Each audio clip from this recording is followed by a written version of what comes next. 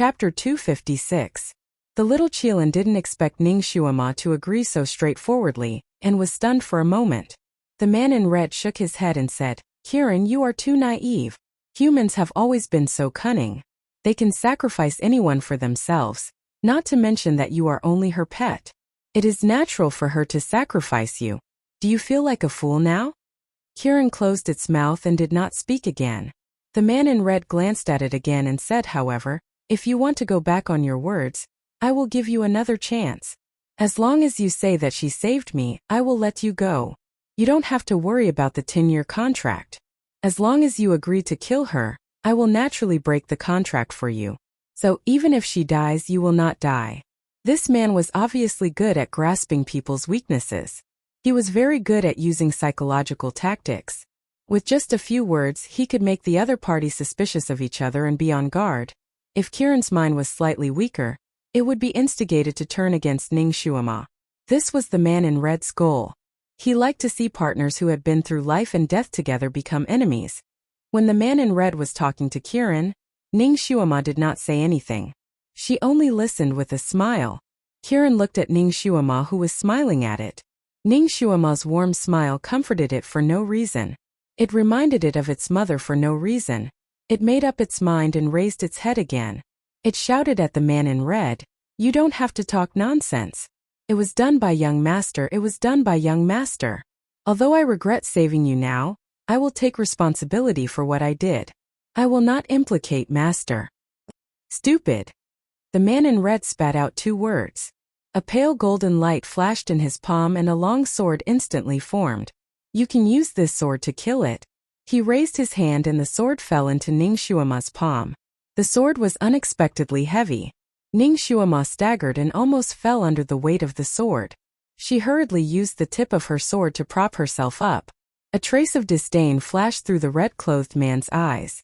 It seemed that this human girl didn't have much ability. She was suppressed to this extent by a single sword. His sword weighed at least 50 kilograms. Ning Shuama had to lift it twice before she could barely lift it. She flicked the blade of the sword with her finger. The sword buzzed and the air in the hall seemed to vibrate. "Good sword," Ning Shuama praised. She raised her head and asked the man, "If I kill it, will you really let me go?" "Of course." The man smiled, but there was a hint of mockery in his smile. "Although you humans like to go back on your words, we won't." "Then are you a devil or a demon?" Ning Shuama raised her head and asked. "That's none of your business." The red-robed man's face darkened. "If you want to make a move, then make it quick.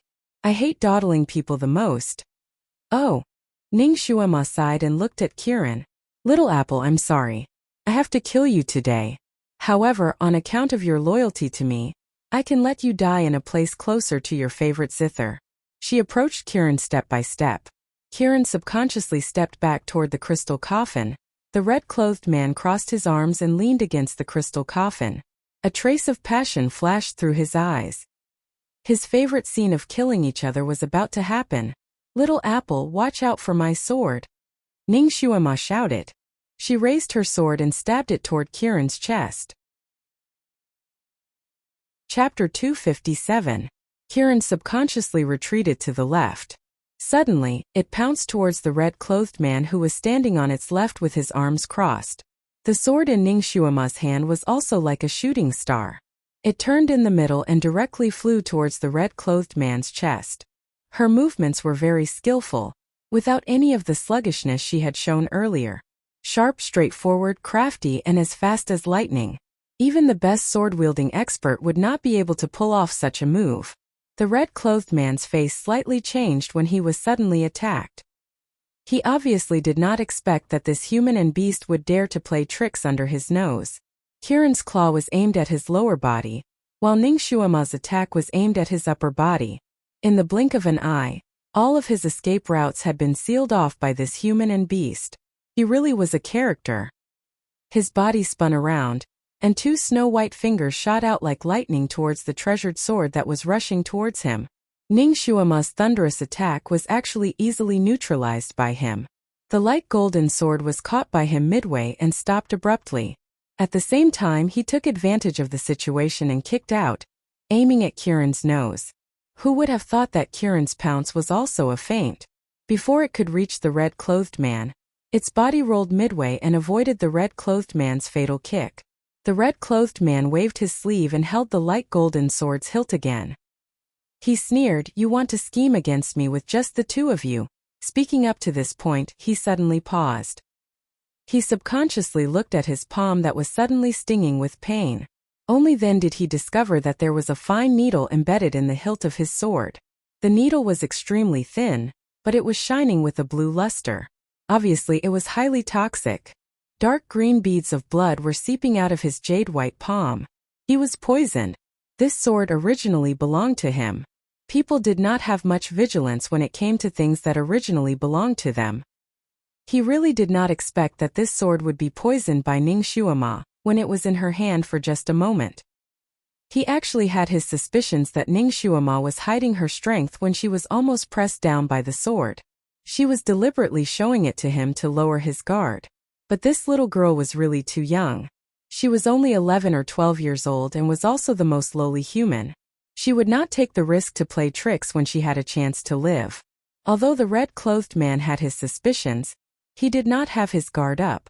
He felt that even if this girl suddenly attacked him with his skills, he would be able to block it. He could even turn the situation around in an instant and kill this girl. What he really did not expect was that this girl did not want to use a sword to hurt him, but using poison. What was even worse was that she still had a trick up her sleeve. And it was this last trick of hers that made his body suddenly stop. He did not dare to take another step forward. He only narrowed his eyes at the girl standing in the crystal coffin and asked, "What are you doing?" Ning Xuema also looked at him with a smile. The legendary black wave zither was held in her left arm.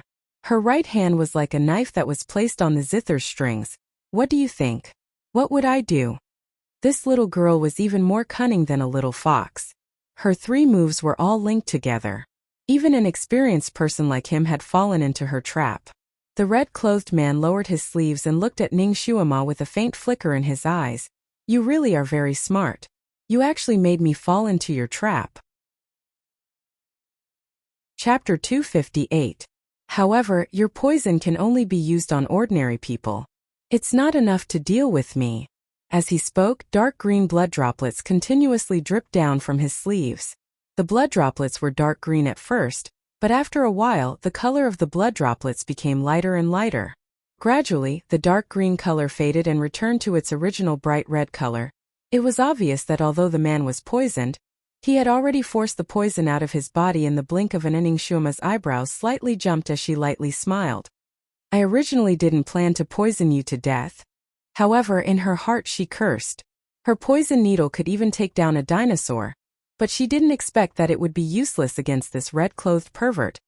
The red-clothed man forced the poison out of his body in the blink of an eye. He began to move forward step by step. "Then what are you planning to do?"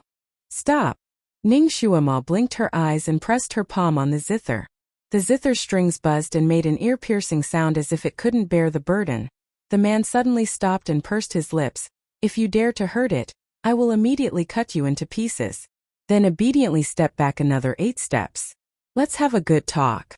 Ning Xuema's palm didn't leave the zither's strings. She secretly sighed in relief. This red-clothed pervert really cared about this zither. She had made the right move. The red-clothed man was also straightforward. His body moved back 8 steps like flowing water.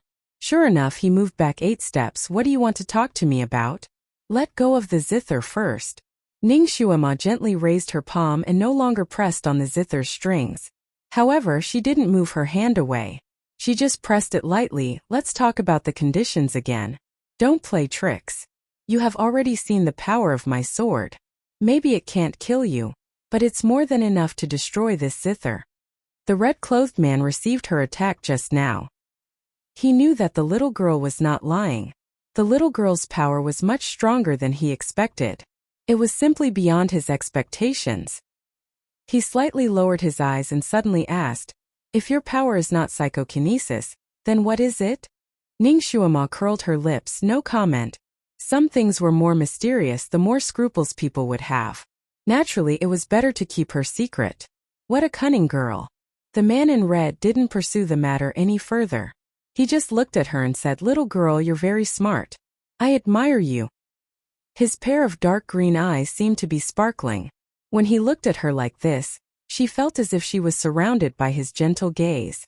Kiran had been standing beside Ning Xuema the whole time. It was also staring at the man in red, fearing that he would make trouble for them. At this moment, when its eyes met with the man's, its mind suddenly went blank and its body swayed. Ning Xuema's foot directly stepped on one of its front paws. Kiran felt refreshed from the pain. It glared at the man and said, "Hypnosis. Despicable." He no longer dared to look into the eyes of the red-clothed man. The red-clothed man raised his eyebrows slightly as a trace of surprise flashed across his eyes. His eyes were born with the ability to hypnotize people. Thousands of years ago, countless people had been hypnotized by him and died in his hands. Who would have thought that this little girl was not affected by his hypnosis at all, and even had the strength to kick her companion awake? This little girl was not simple at all. "Why are you not affected by my hypnosis?" The red-clothed man immediately asked the question in his mind. Ning Xuema had dimples on her cheeks. This time she simply didn't answer. She just smiled. Chapter 259. No comment again? The man in red looked at her. "You're so smart." Ning Xuema praised him. Of course, she wouldn't tell him that she was a secret agent and had been trained to resist hypnotism. The man in red was speechless. This little girl's words were watertight. Moreover, all of her energy had been focused on the zither. As long as he made the slightest move, he believed that with this little girl's ability, she would definitely be able to destroy the zither before he killed her. This little girl had really grasped his weakness. He sighed. "Okay, what do you want to talk to me about? You want me to let you go?" Ning Xuema smiled. "You're quite smart. It's easy to talk to smart people. However, you're only half right. I have other conditions. If you don't agree, I'll die with your zither." The man in red secretly gritted his teeth. "What other conditions do you have? Tell me all of them." Ning Xuema was also very straightforward. Her conditions were very simple and very practical. First, you must truly release the two of us. Not a single hair can be missing. Second, you have to open a path to the outside and send us back to the surface. Third, you have to swear that you'll never harm us in this life. If you break your promise, you'll be locked in the crystal coffin for another 20,000 years. The people in this world seem to value oaths a lot, so she simply said the most vicious thing. The man in red was speechless. The elegant smile on his face finally disappeared. "Little girl, you're too greedy. Aren't you afraid that if you force me into a corner, I'll use this zither to kill you?" Ning Xuema pursed her lips. "Oh, I'm so scared. I'm really scared that my soul will be destroyed. However, if you don't make this promise, you'll still harm us when we return to the surface. At that time, I'll still die. Instead of dying a miserable death, it's better to have this black wave zither as a companion now. It's not too bad to be destroyed together with the divine artifact." She plucked a string with her little finger and plucked it. The sound was like splitting silk. She controlled her strength just right. If she used a little more strength, the string would break. If he didn't use enough strength, he wouldn't be able to achieve such a shocking effect. The little Qilin was startled by this sudden sound and shook its head. The red-clothed man's expression changed. His heartstrings seemed to have been plucked by Ning Xuema. He clenched his fists again. "You." The smile on Ning Xuema's face disappeared. She said coldly, "My patience is limited. I'll count to 3. If you still don't agree, I can only live and die with this Qin. 1.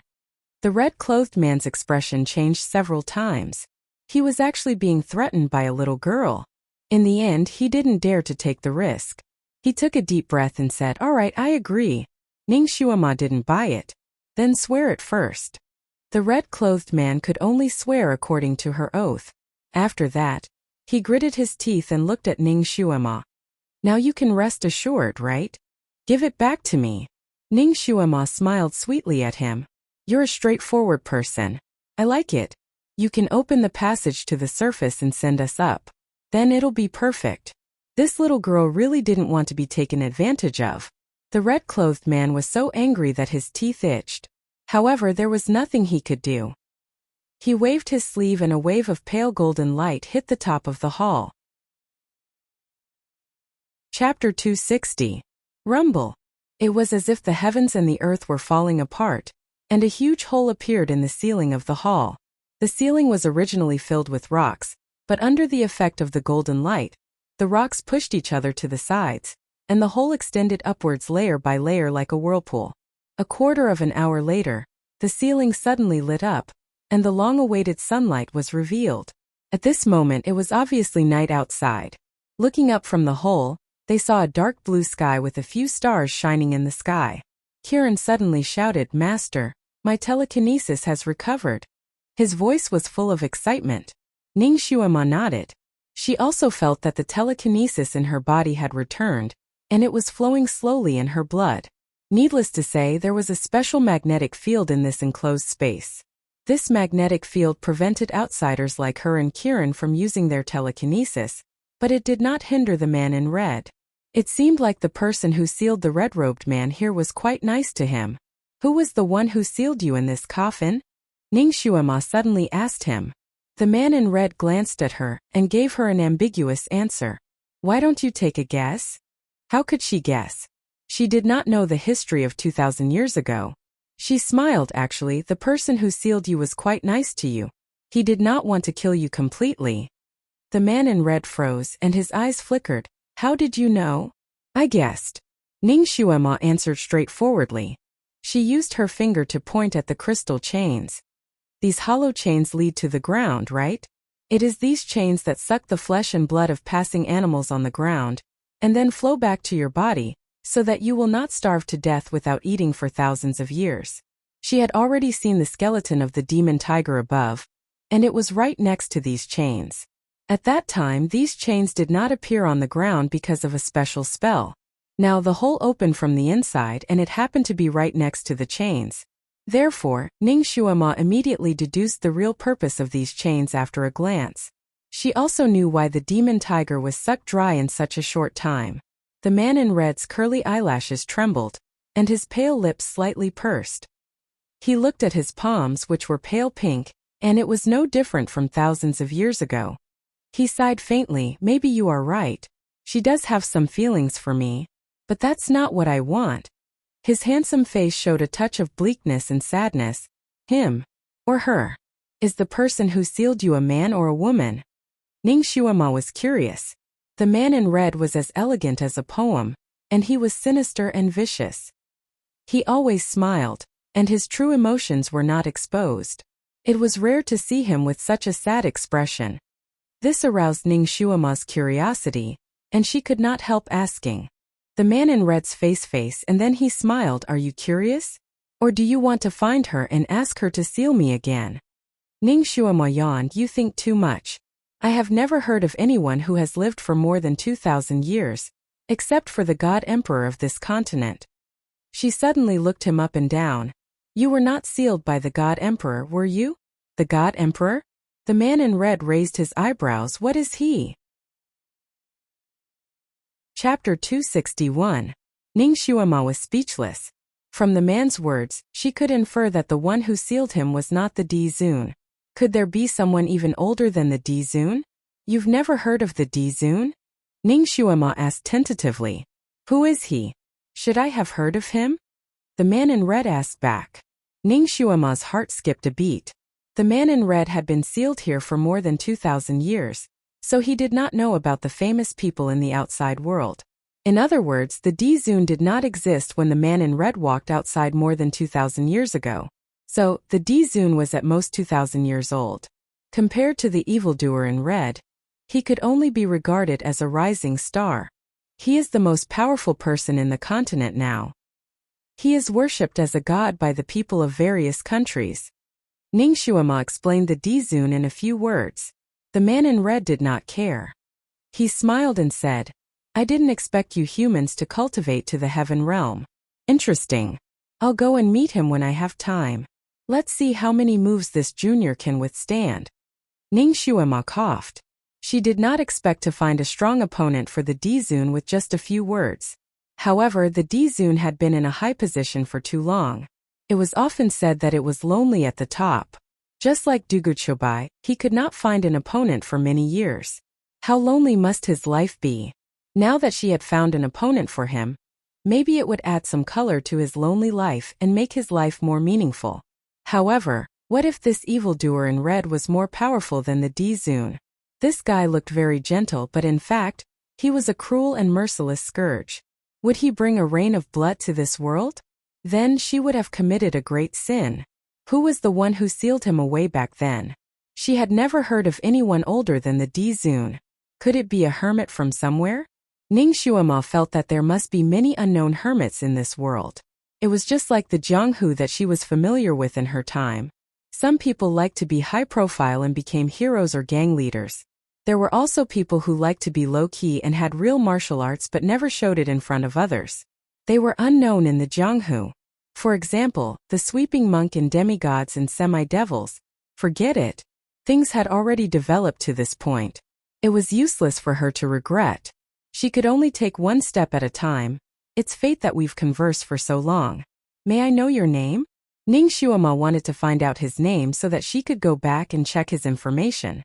The red-clothed man raised his eyebrows and smiled gently, but his words were poisonous. Little girl, do you think you are qualified to know my name? It was obvious that he did not put Ning Xuema, a little human, in his eyes. Arrogant evildoer. Ning Xuema didn't want to talk nonsense with him anymore. She patted Kiran's shoulder and said, "Little apple, let's go up." Then she jumped onto Kiran's back. "Leave the black wave zither behind." The red-clothed man said coldly, "I'll return it to you when we go up." Ning Xuema hugged the zither even tighter. Although the red-clothed evildoer had made a vow, Ning Xuema was still not at ease until she returned to the surface. If she returned the zither now, who knew if he would cause trouble again? "Little girl, you're very cautious. I hope you won't regret your decision after you go up." The red-clothed man smiled mysteriously. He crossed his arms and stood to the side, giving way to the passage. "Do you want me to send you up? Or do you want to go up by yourselves?" Chapter 262. Let's go up by ourselves. Kiran interrupted. Now that it had recovered its psychokinesis, it would not take much effort to get out of the cave. Kiran stomped on the ground with its 4 hooves and jumped up 30 to 40 feet high. When it was about to run out of energy, it kicked off the stone wall and jumped up a few more feet. The man in red had no intention of playing tricks. He crossed his arms and said, "Be careful. It's okay if you fall to your deaths, but don't break my guqin." What a freak! Ning Xuema wanted to smash the guqin in her arms on his head. She smiled on Kiran's back. "Then you must bless us so that we don't fall. If I fall, I will definitely use this guqin as a cushion." Shay. Ning Xuema did not expect that she would be ambushed after she escaped from the strange cave safely with Kiran on her back. This ambush was not launched by the red-clothed man, but came from all directions. She and the little Qilin had just landed on the ground, but before they could even stand firm, they heard a whistling sound. Following that, 2 rays of light and a type of magic tool came crashing down on her. Ning Xuema was gobsmacked. Right now, apart from the zither, she didn't have any other weapon that could block the attacks. She could only turn around and hide under the little Qilin's belly, avoiding the attacks of those magic tools. Little Qilin was suddenly attacked and was startled. It reacted quickly and immediately opened its mouth to spit out a green drizzling water wall to protect its body. 2 of those attacking rays and magic tools smashed into the water wall, and the little Qilin dodged the last one with lightning speed. The water wall swayed, and even the little Qilin's body swayed along with it. It was very obvious that the power of those 2 rays of light wasn't small, causing the little Qilin to feel somewhat strained. The water wall shook and disappeared, revealing the figures of a man and a beast. "Kiran! Kiran! It's really Kiran!" Someone shouted in surprise and disbelief. Following the voice, 3 figures flew over from 3 directions and surrounded Ning Xuema and Kiran. Ning Xuema jumped up from under Kiran's stomach and finally saw the 3 people who ambushed her. Her heart skipped a beat. She recognized one of them. One of them was wearing white clothes and a white skirt. She was beautiful and cold. She was the disciple of Bright Reverence Religion, Zhong Rushuang. The other 2 were wearing white robes with bird feathers embroidered on their collars. They were obviously disciples of Bright Reverence Religion. These 3 people were 2 men and 1 woman. The man was handsome and free and easy while the woman was as beautiful as a flower. It seemed the rumors were true. Bright Reverence cult and Sun Moon sect were similar. Not only were their disciples' martial arts high, they were also outstanding in appearance. Any one of them would be enough to attract the eye. Zhong Rushuang also recognized Ning Xuema. Her beautiful face changed and she said, "Eldest senior brother, third senior brother, it was this stinky girl who killed our junior brothers and junior sisters. If we hadn't been poisoned by this stinky girl, our junior brothers and junior sisters wouldn't have died under the claws of the flying dragon centipede on the 6th peak." Ning Xuema's heart sank. No wonder she didn't see the other 3 people. They were already dead. She pursed her lips and said in a clear voice, "Zhong Rushuang, you plotted against us first. I had no choice but to poison you. It was just to protect myself. Moreover, the poison only hurt a little and made you unable to recover your strength for 2 hours. It wasn't fatal." Chapter 263. You only need to rest here for 6 hours and you will be able to recover. I clearly told you this before I left. You didn't do as I said and lost your lives for no reason. What does that have to do with me? Zhong Rushuang said angrily, "You little witch, you're talking nonsense. How can you be justified when you poisoned us? If you didn't poison us, why would my 3 junior brothers and sisters suddenly lose their strength during the fight? You lost your strength during the fight because you were poisoned by the flying dragon centipede. Don't blame others for your own incompetence." Ning Xuemo replied bluntly. Her eyes narrowed again. "Zhong Rushuang, you're just making up excuses to take revenge, aren't you? Have you forgotten the oath you swore?" Zhong Rushuang's expression changed slightly. "I didn't want to take revenge on you. Then why are you and your senior brother stopping me now? You can't be here to catch up, right?" Ning Xuemo interrupted her coldly. "Or have you forgotten the oath you swore? Do you want me to repeat it for you? You've broken the oath. Aren't you afraid that your master will take the oath?" Zhong Rushuang was choked by her words. Her face turned green and white. "Don't talk nonsense. We didn't know you were here. We heard strange noises and came to take a look. We didn't expect a little girl like you to come out of here." She looked at Ning Xuema suspiciously and finally seemed to realize what was wrong. "Oh right, where's number 2? How did you come to the 8th peak by yourself? That's impossible." She turned to her 2 senior brothers and said, "Senior brother, third senior brother, this little girl is a psychic trash. She has a lot of tricks up her sleeves.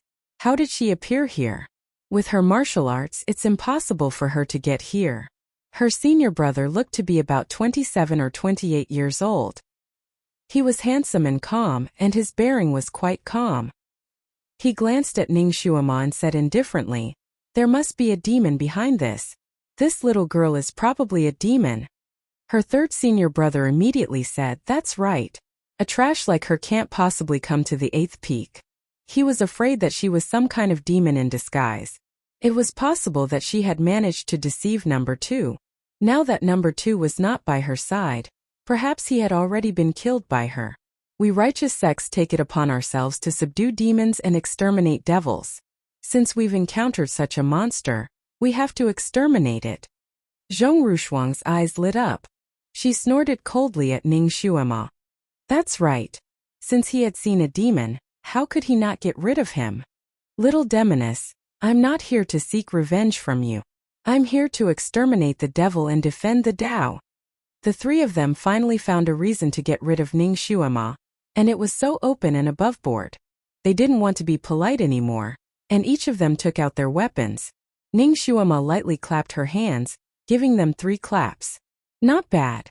That's right, in order to deal with a defenseless little girl, you guys actually put in so much effort and even came up with such a bunch of nonsensical reasons. It's really been hard on you guys.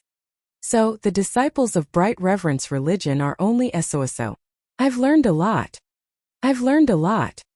She turned her eyes and saw that the man in red had already flown up.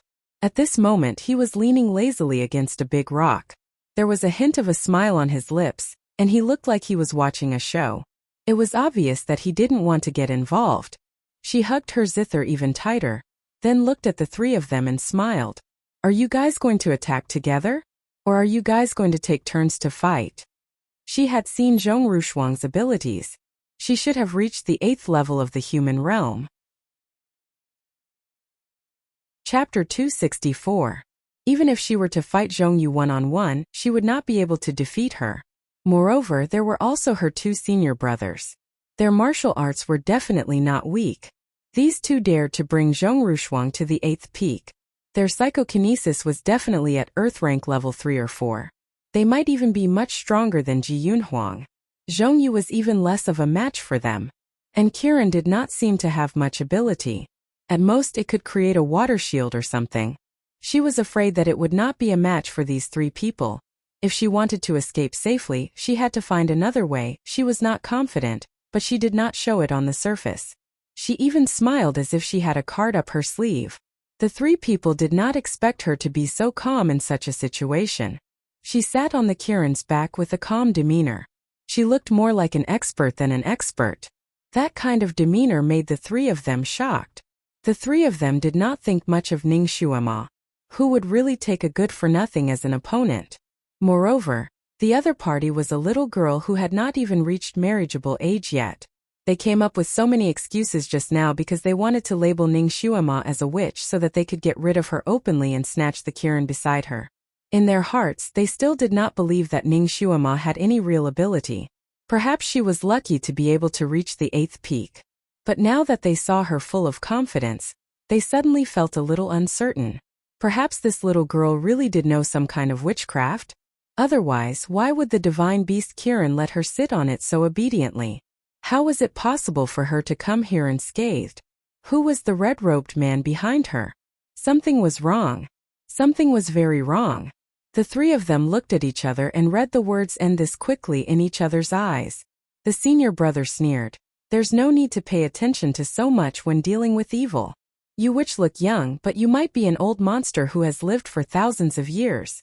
Second brother, sister Shuang, let's go together. At this moment, the 3 of them had a tacit understanding and thought of the same thing. They looked at each other and immediately made their moves. 3 different colored lights swept towards Ning Xuema. The 3 of them cooperated very well. One of them attacked Ning Xuema's lower body, one attacked her chest, and the last one attacked her head. Each ray of light transformed into more than 10 rays of light in the air. As the light flashed, they had already enveloped Ning Xuema's entire body. Ning Xuema screamed and swung the zither in her arms to block the balls of light. Damn it! His Guqin.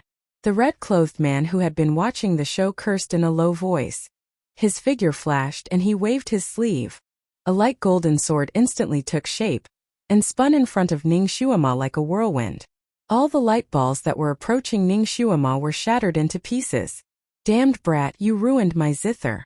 I want your life.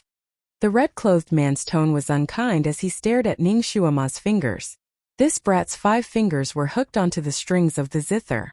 As long as she exerted a little force, these strings would break.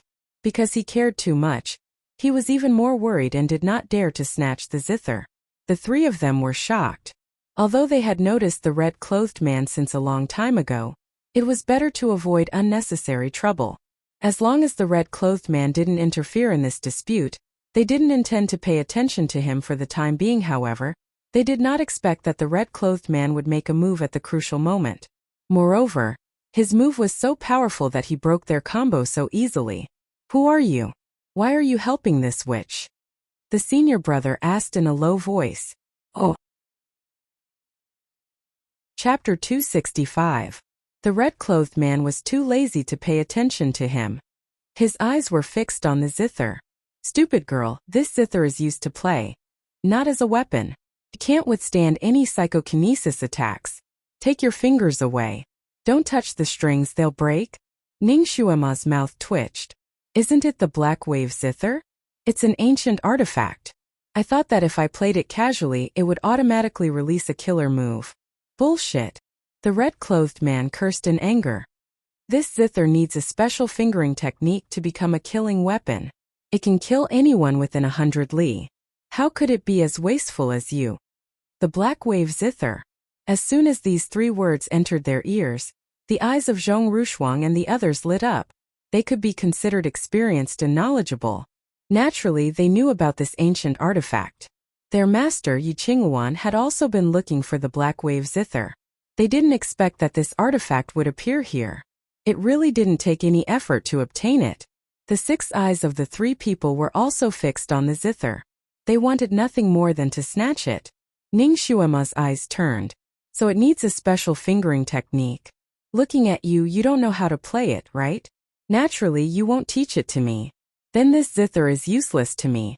She suddenly seemed to notice something. She glanced to the left of the red-clothed man.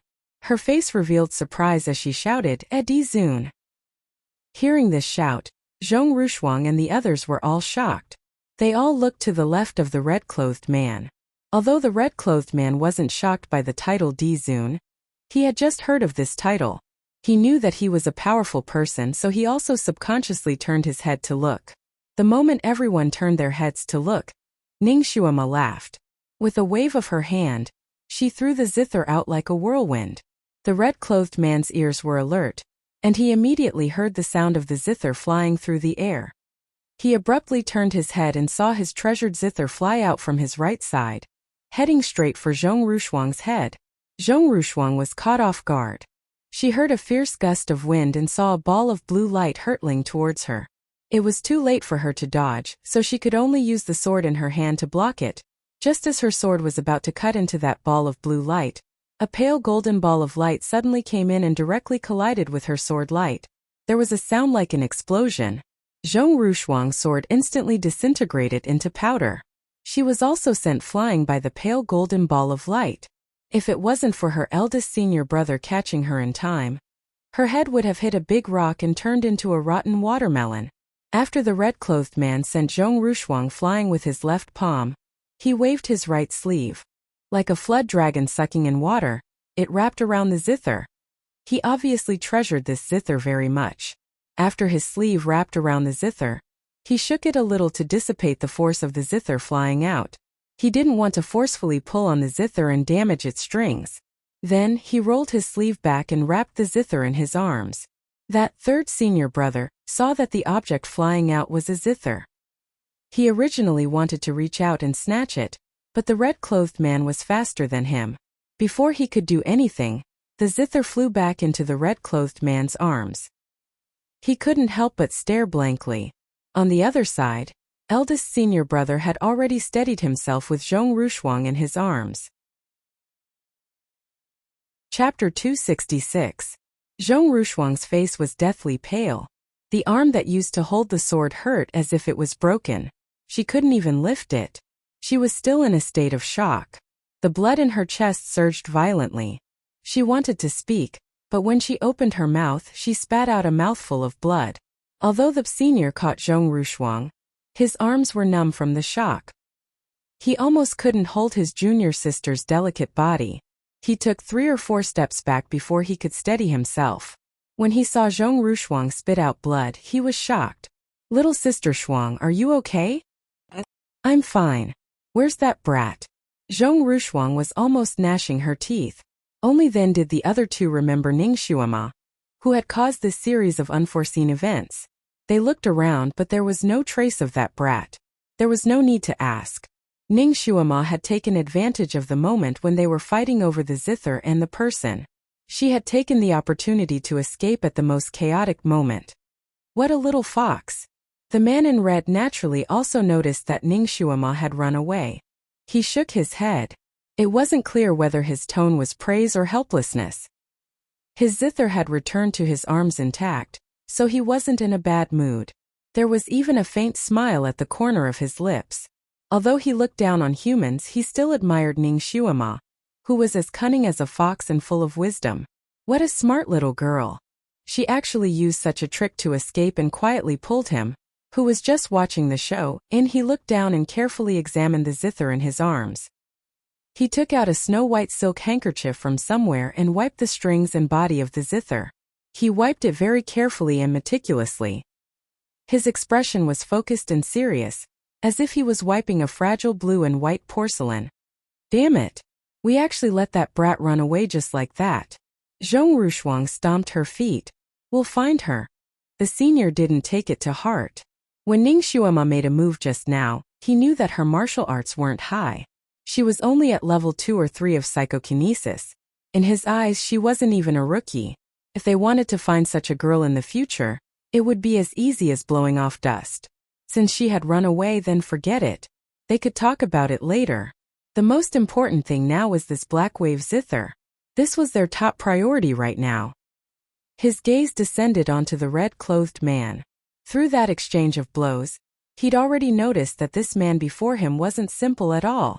He was not someone who could be easily dealt with. However, if the three of them joined forces and used their special magic tools, they should have a chance of winning. "Who are you?" Eldest senior brother asked, secretly sending a secret signal to his junior brothers and sisters. The two of them understood and quietly moved a few steps, seizing the advantageous terrain. The man's features were elegant. He was clearly dressed in a fiery red robe, but his entire person was as gentle as water. Under the starlight, his temperament was as enchanting as the moonlight. He was still wiping the zither with his head lowered, as if he didn't notice that the three of them had already surrounded him. Hearing the question of the eldest senior brother, he didn't even raise his head. "I don't want to tell you. Why?" "You don't dare?" Yin Rushuang added. "Because it's useless." The man in red continued to wipe his zither slowly. This argument was quite fresh and also quite choking. Third senior brother sneered. "Why do you say that? A real man doesn't change his name or his surname. What's the point of hiding like this? Could it be that your name is shameful?" Chapter 267. The red-clothed man finally raised his head and smiled gently. Under the starlight, his eyes were gentler than water ripples. "The reason is very simple. Because you are going to die. The dead don't need to know other people's names." The three people. They looked at each other, their expressions more alert. The eldest senior brother said coldly, "Your Excellency's words are too harsh. Do you think you can kill us with your own strength? Besides, we have no grievances with Your Excellency. Your Excellency's ruthless words are too unreasonable." The red-clothed man's eyes swept over them. "Aren't you surrounding me and talking nonsense because you want to snatch my zither?" He smiled again. "Anyone who wants my zither has only one word. Death. Do you guys understand my explanation?" He stood there, his robe fluttering in the wind. His expression was not like he was talking about life and death, but more like he was talking about the weather. This kind of attitude, this kind of bearing, if one did not have absolute confidence, they would not be able to do it. Although the three of them looked young in terms of actual age, they could be said to be old foxes in the Jianghu. At this moment, seeing this man's attitude, their hearts were beating wildly. It was as if they saw the Grim Reaper stretching out his butcher's knife. They suddenly regretted. Although the divine weapon was important, their lives were naturally more important. The eldest senior brother knew how to conduct himself and immediately said, "Your Excellency misunderstood. We did not have any extravagant thoughts about this zither." "Oh, then why are you surrounding me?" The red-clothed man seemed to be very easy to talk to. "It's like this. We were passing by and heard strange sounds. We were afraid that evil spirits would appear and harm our righteous friends, so we came to take a look. We just happened to see that which coming out of this cave.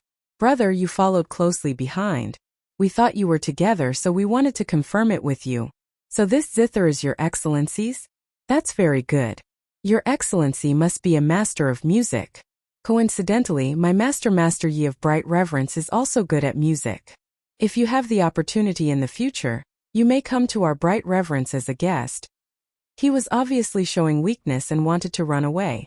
Of course, at the critical moment, he also revealed his master's identity to make this man have some scruples. After all, Yi Qinghuan's reputation of being protective was known by everyone on this continent. Every time they met an expert that they couldn't beat, they would show off their master's name. Usually the other party would give up and sometimes even apologize to them. This was like the second generation of some officials or the third generation of power. It didn't matter if they had real ability or not. The key was that they had a father that others couldn't afford to offend. Flashing it at the right time was still very useful. On this continent there were not many people who dared to provoke Yi Qinghuan, and even fewer people who did not know her. Unexpectedly, the red-clothed man in front of him was the exception among the exceptions. He glanced at his eldest senior brother, and suddenly smiled.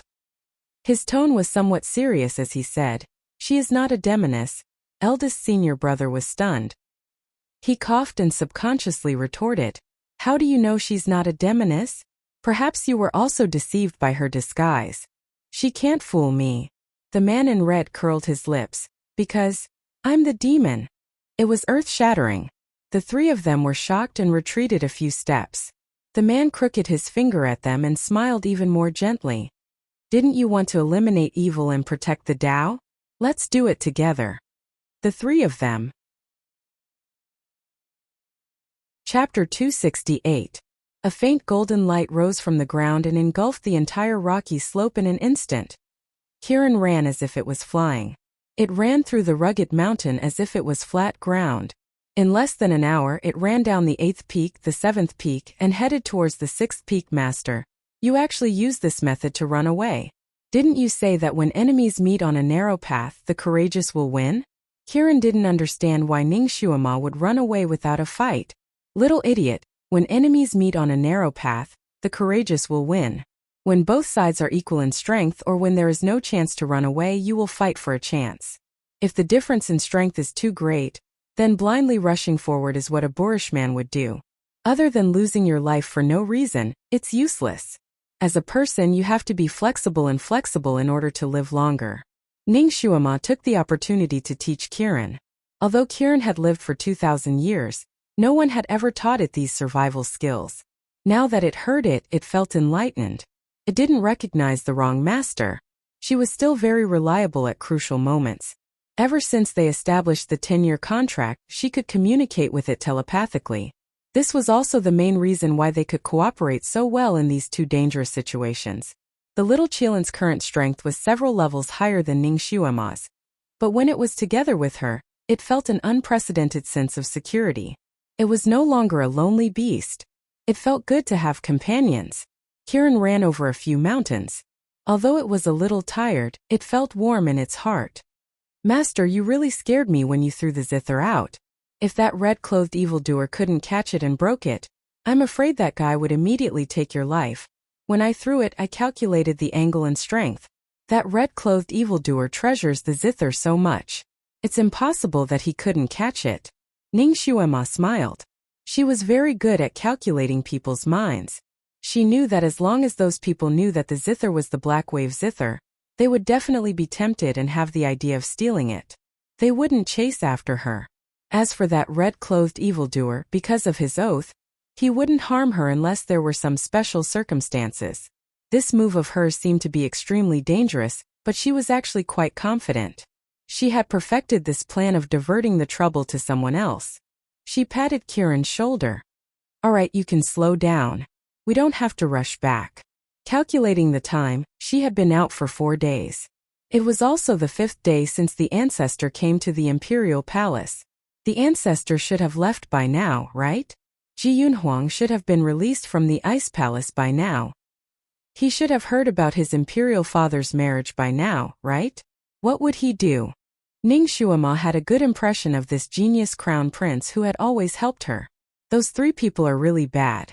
They actually called you a demoness the moment they saw you. You're clearly a real human, and you don't have any demonic aura at all.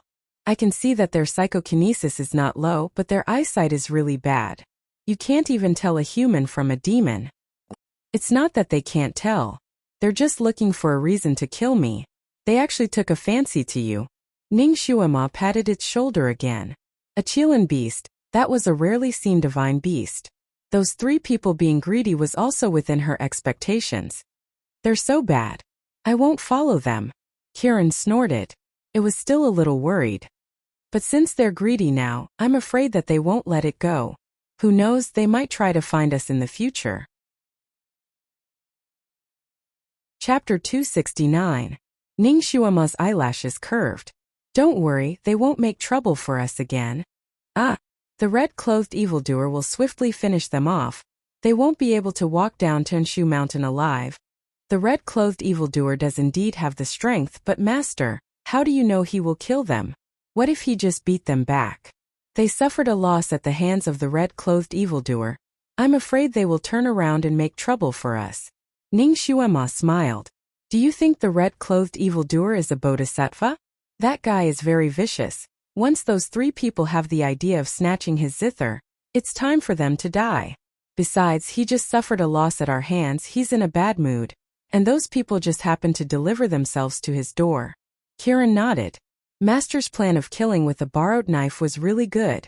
But there was still one thing it did not understand, so it asked, Master, in fact we didn't have to run away. The red-clothed evildoer treasures his zither so much. You only need to threaten him with the zither. He will definitely help you and send those people away. Isn't that safer? Ning Shuama patted Kiran's head. Not simple, little apple, you can actually think of this plan. You're really smart. Praised, Kiran immediately felt proud. Its pair of eyes like crescent moons. Such a smart master is praising it for being smart. But if even it could think of this plan, how could master not think of it? Why is that? It did not want its master to change the topic, so it asked again, indicating that it was not easy to fool. Ning Shuama rubbed the space between her eyebrows. The reason why she did that was because she knew that the red-clothed evildoer was not someone who could be easily threatened. Even if she used the zither to threaten him, he would have no choice but to make a move. His heart would definitely be indignant and he would most likely go easy on those people, scaring them away. It would also leave her with a big hidden danger. Taking 10,000 steps back, the red-clothed evildoer, under her coercion, would cleanly destroy those people. The trouble was not over yet. Number 2 had said that Yi Qinghuan knew the soul summoning technique, so she would know the cause of her disciple's death and who the enemy was. Then the matter of her coercing the red-clothed evildoer to kill those 3 people would soon be known by Yi Qinghuan. With that woman's vengeful heart, she would still be the primary target to be hunted down. It could be said that there would be endless trouble in the future. Now that she had used this method to escape, those 3 people would no longer care about her. She was killed by the red-clothed evildoer purely because she wanted to snatch the zither for her master. If Yi Qinghuan wanted to take revenge, she would first look for the red-clothed evildoer. This method was rather dark and not too bright. Ning Shuama felt that the little Qilin was still a pure and innocent little Qilin. It was better not to let it understand this kind of immoral method. So she patted Kiran's big head and said, I didn't think of it at the time, so I used a more complicated method. My Kiran is still the smartest. Come on, work hard. Kiran had rarely been praised in his life, and now he was in high spirits again. Master, do you think the pervert in red will chase after us? Kiran was more afraid of him. Don't worry, he won't. He swore not to hurt us. He won't go back on his words. Kiran was slightly relieved, then suddenly remembered something. That's right, Master. The people in this world usually make an oath in front of the gods. An oath has a strong restrictive effect on people or immortals, but it has no effect on demons. Demons can only swear in front of the demon ancestor. That red-clothed evildoer is not an immortal, right? When he swore, was it in front of the gods or the demon ancestor? Chapter 270. Ning Shuama's expression changed slightly. When that guy swore, his first few words were, I swear before God. If he practiced the devil path, this oath would be useless to him. Little thing, why didn't you say so earlier? Ning Shuama felt a headache coming on. I was locked up for too long, so I forgot. Perhaps after 1,000 years, the pattern of oaths had changed. No matter if it was an immortal or a demon, an oath was binding. Yes, it must be so. Otherwise, that red-clothed pervert would have found trouble with her long ago, and wouldn't have let her go so easily. She felt a faint chill on her back, so she asked Kiran to walk faster. She'd better go back to Marquis Jingun's mansion first. She had drifted outside for several days, and had been on the brink of death several times. She somewhat missed the big bed and delicious food in the mansion. The pale golden light surged like a tide, and everything in its path turned into powder. Zhong Rushuang and the other 2 tried their best to dodge, but they couldn't. A moment later, the 3 of them were trapped in the pale golden light. At the most critical moment, eldest senior brother opened the most precious treasure of the sect, the Great Wisdom Barrier. According to legend, this was something invented by the venerable sovereign, and was a magic treasure for the disciples to protect themselves. Yi Qinghuan had made one under the venerable sovereign's personal guidance, and it could be considered a master-disciple collaboration. It had a very important meaning to Yi Qinghuan, so she had always kept it by her side, and the disciples couldn't even touch it. And the one that eldest senior brother was opening now was made under Yi Qinghuan's guidance.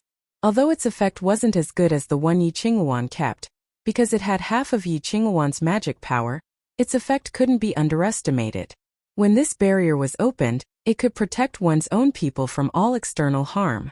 Eldest senior brother had taken many risks in his life, and in the most critical moments, this great wisdom barrier had saved his life several times. Because using this thing would consume a lot of psychokinesis, he wouldn't use it easily, but now he had no other choice. This great wisdom barrier's appearance was a transparent sphere, and the three of them were now protected inside it. The pale golden light outside submerged the whole sphere, and the rustling sound was like silkworms chewing mulberry leaves. Countless large stones were silently shattered in front of their eyes, and turned into flying dust. The power of this move released by the red-clothed man was really too great. It was simply unimaginable to them. The three of them shrunk into the cover and shivered. They finally understood that they had indeed provoked someone they shouldn't have. This person wasn't someone they could afford to provoke. Hey, your tortoiseshell is not bad. The red-clothed man curiously stretched out his hand and lightly patted the ball. His hands were slender and perfect like ivory carvings. When he patted, he seemed to be patting casually. But just this one hit caused the great wisdom barrier to bounce a few times in the faint golden light, letting out an ear-piercing sound. It became thinner bit by bit, like a soap bubble, about to burst at any moment. The faces of Zhong Rushuang and the other two changed drastically.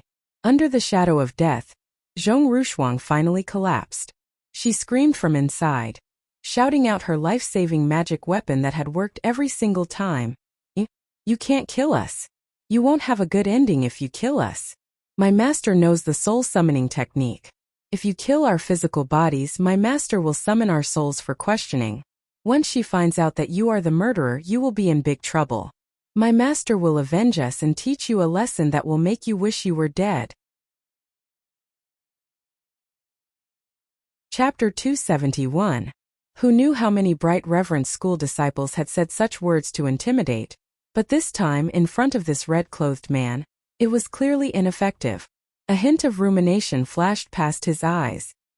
He reached out a hand and patted that great wisdom barrier that was about to shatter. Hearing you all say this, Wu, I'm actually a bit looking forward to your master's revenge.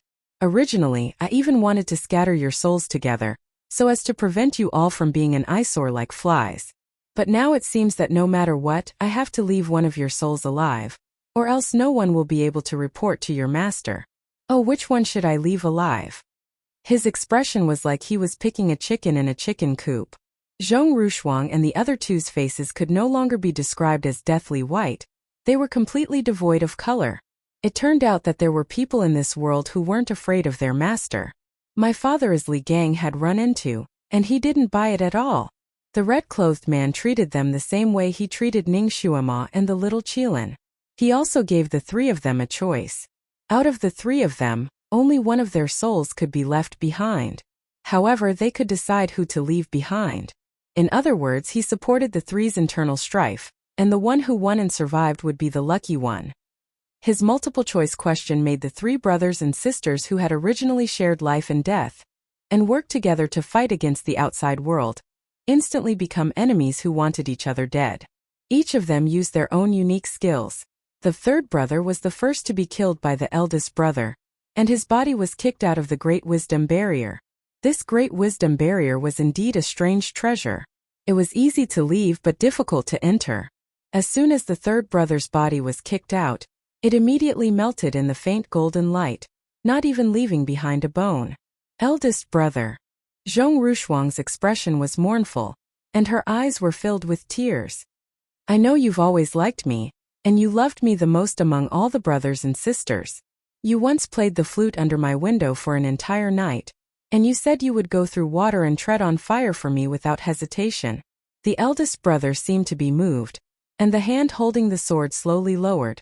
Yes, I've always liked you, but you refused to respond to me, eldest senior brother. It's not that I don't want to respond to you. It's just that my telekinesis has yet to break through to the earth rank. I'm ashamed and afraid that I'm not good enough for you. Actually, I've always liked eldest senior brother. Zhong Rushuang stared at the tip of his sword, and her voice became even more sorrowful. Do you have any proof? Eldest senior brother seemed to be in disbelief. Evidence? Zhong Rushuang smiled bitterly. Do you need evidence to like someone? You're saying this at a time like this because you want me to give you the chance to live. Sister Shuang, do you really think I'm stupid? Eldest senior brother, you're wrong. In order to prove my feelings, I've decided to give you this one and only chance. Eldest senior brother, you take care. The tears in Zhong Rushuang's eyes finally rolled down. A crying beauty was always pitiful, not to mention that she was his sweetheart. Eldest senior brother couldn't help but step forward. Little sister Shuang. Zhong Rushuang looked at him with tears in her eyes. Eldest senior brother, I just want you to know how I feel. I'm afraid that if I don't say it now, I won't have another chance. I understand.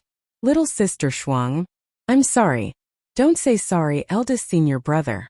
Your telekinesis has already broken through to the Earth rank level 6. Your survival is more useful than ours. Rushuang only has one request now. What request? Tell me. Chapter 272. Eldest brother, can you give me a hug? That way, even if I die, I can smile in the underworld. Okay. The eldest brother opened his arms, waiting for the final hug. Zhong Rushuang cried out and threw herself into his arms. Eldest brother. A pair of lovers tightly hugged each other in the moment of life and death. Then their bodies suddenly trembled. The tip of a sword protruded from their backs, close to their hearts.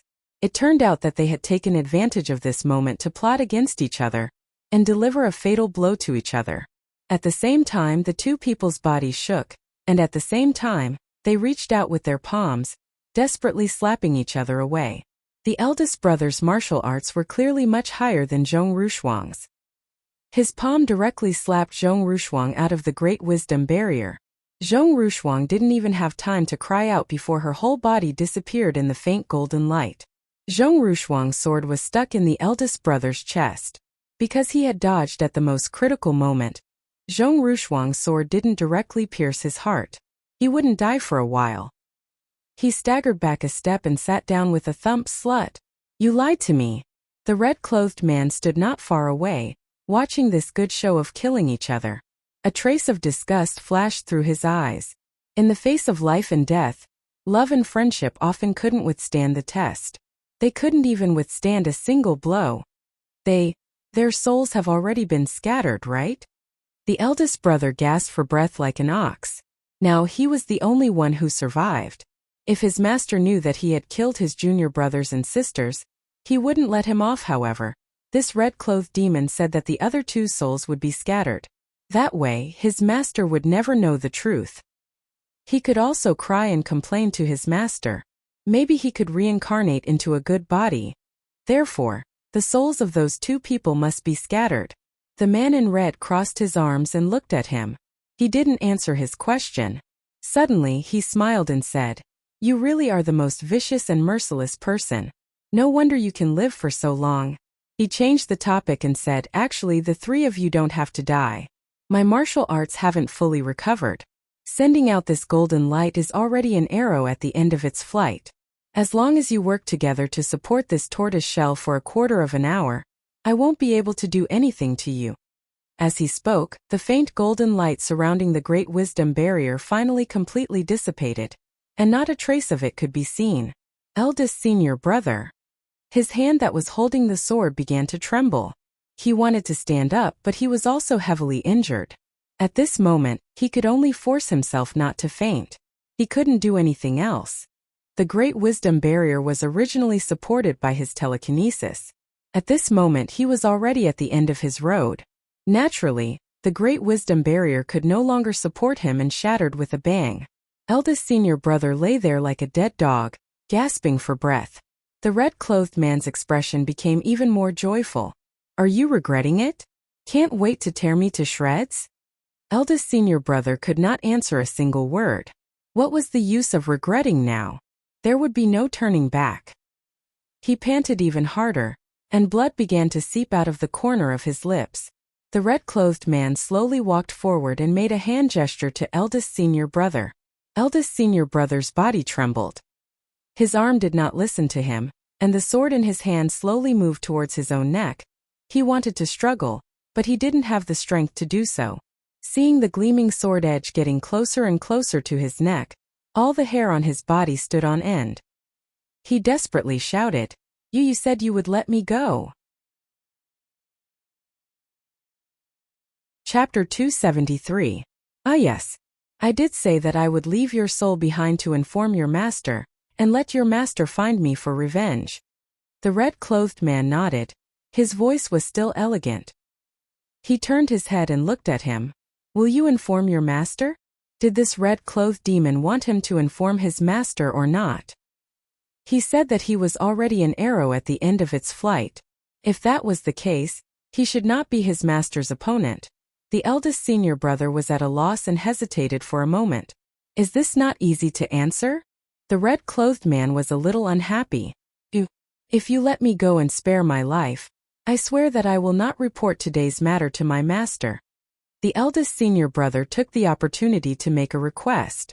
Then wouldn't your junior brothers and sisters have died in vain? If your master asks, how are you going to answer? The red-clothed man's eyes were shining. I will say that they died under the claws of the magical beasts on the 9th peak. This is not a good lie. No matter how powerful the magical beasts on the 9th peak are, they will only kill them at most. They will not make their souls scatter. Think of a better one. The red-clothed man was not satisfied with this reason. The eldest senior brother had to think desperately. Finally, he thought of a reliable one. I will say that they died in the hands of the Wind and Cloud sect leader. The Wind and Cloud sect leader had always been at odds with their Bright Reverence school. That sect leader also had the ability to make people's souls scatter. The red-clothed man laughed. Very good. Say it like that. He pressed his hand down fiercely. The sword in the eldest senior brother's hand directly pierced his own neck. Blood spurted out wildly. His eyes suddenly widened and his body slowly fell down. The red-clothed man raised his hand and gently blew on it. He was afraid that today's matter would set off a reign of terror on the continent. In the future, it seemed that it would not be so boring. He lowered his eyes and looked at the zither in his arms. Suddenly, he faintly sighed and gently wiped it again. With Kirin, the king of beasts, by her side, Ning Shuama went down the mountain very smoothly. All the magical beasts that smelled Kirin's scent fled at the sight of her. Therefore, she did not encounter any magical beasts on the way. She worked hard for half the night and finally reached the 3rd peak at dawn. The magical beasts on the 3rd peak were obviously much weaker. There were already gentle animals like the magical rabbit. There were many disciples from various sects who came here to train and level up. Ning Shuama had also encountered a few waves. She didn't want to have any contact with these people, but Kirin's figure was too eye-catching. No matter which group of people came into contact with him, they would scream, Kirin. Heavens, that's a Qilin. Then a large group of people chased after her. Little Qilin's speed was much faster than these people, leaving them far behind. However, the Qilin beast was an extremely rare divine beast. Since these people had seen it, how could they give it up so easily? They used all kinds of magic treasures to track him down, persevering like sticky candy. Moreover, they would also call their friends and inform their friends in the mountains to surround and intercept them. Moreover, there were quite a number of people who came to the 3rd peak to train. She had just shaken off one group when she encountered another. In less than half an hour, she had already been chased by 5 groups of people. There was a long trail of people behind her like ants. Seeing that there were people who came to intercept her at every intersection, Ning Shuama knew that she could not run anymore. She had to face them. She patted Kirin's head and signaled for him to stop. Kirin had not been chased by people for more than 1,000 years. He was a little panicked. Master, what are they doing? I already have a master. Why are they still chasing me? Chapter 274. Why? It was nothing more than curiosity and greed. The corner of Ning Shuama's lips lightly hooked up. How did you deal with the embarrassing situation of being chased? Kirin has been wandering outside for thousands of years, so he must have encountered many situations like this. The little Qilin paused for a moment. I summoned other magical beasts to block it for me. Ning Shuama's eyes lit up. It turned out that Kirin had the ability to summon other magical beasts. Little apple, listen to my instructions later. Ning Shuama quickly told Kirin how to escape later. Kirin nodded repeatedly. It also told Ning Shuama about its misgivings. Their Qilin clan summoned beasts' ranks were directly proportional to their psychokinesis. Right now it was still a cub, so its psychokinesis wasn't that high. Therefore, it could only summon beasts that were rank 6 and below. Beasts that were rank 6 and above would at most run away when they saw it and wouldn't listen to its summons. Ning Shuama understood. However, it was enough to summon a few magical beasts below level 6 in this place. In this short moment of delay, people from all walks of life had already caught up to them.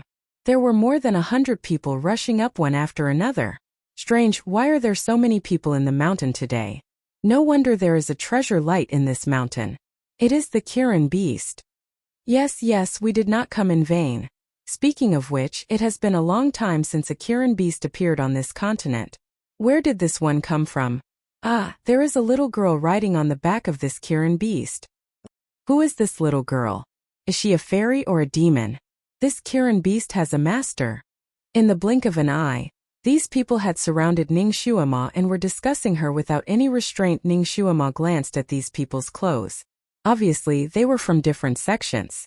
There were men and women, tall and short, fat and thin.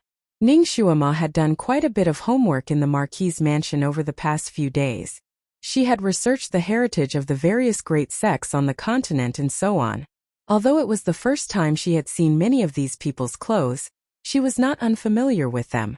Tempest sect, Limitless sect, 7 Stars sect, Boundless sect.